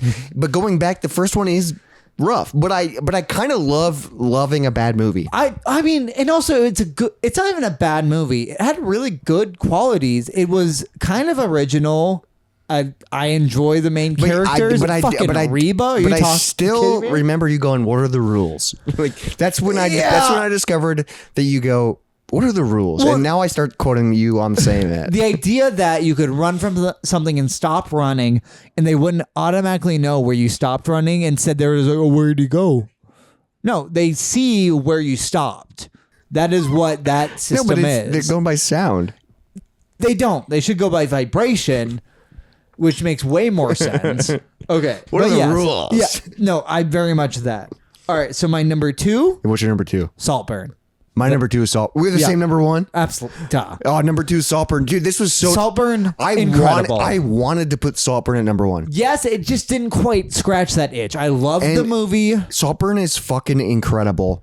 And I am because We I've only thought we were seen gonna it hate once. it? I've only seen Same. it. Yeah, dude, going into Saltburn, I didn't want to watch it. Right. Yeah. Everyone was saying you got to watch Saltburn. I was like, I don't want to. Well, also, I thought I knew what it was about. I was wrong. Yeah. And it was way better than I expected. It was way more fun. It was way weirder.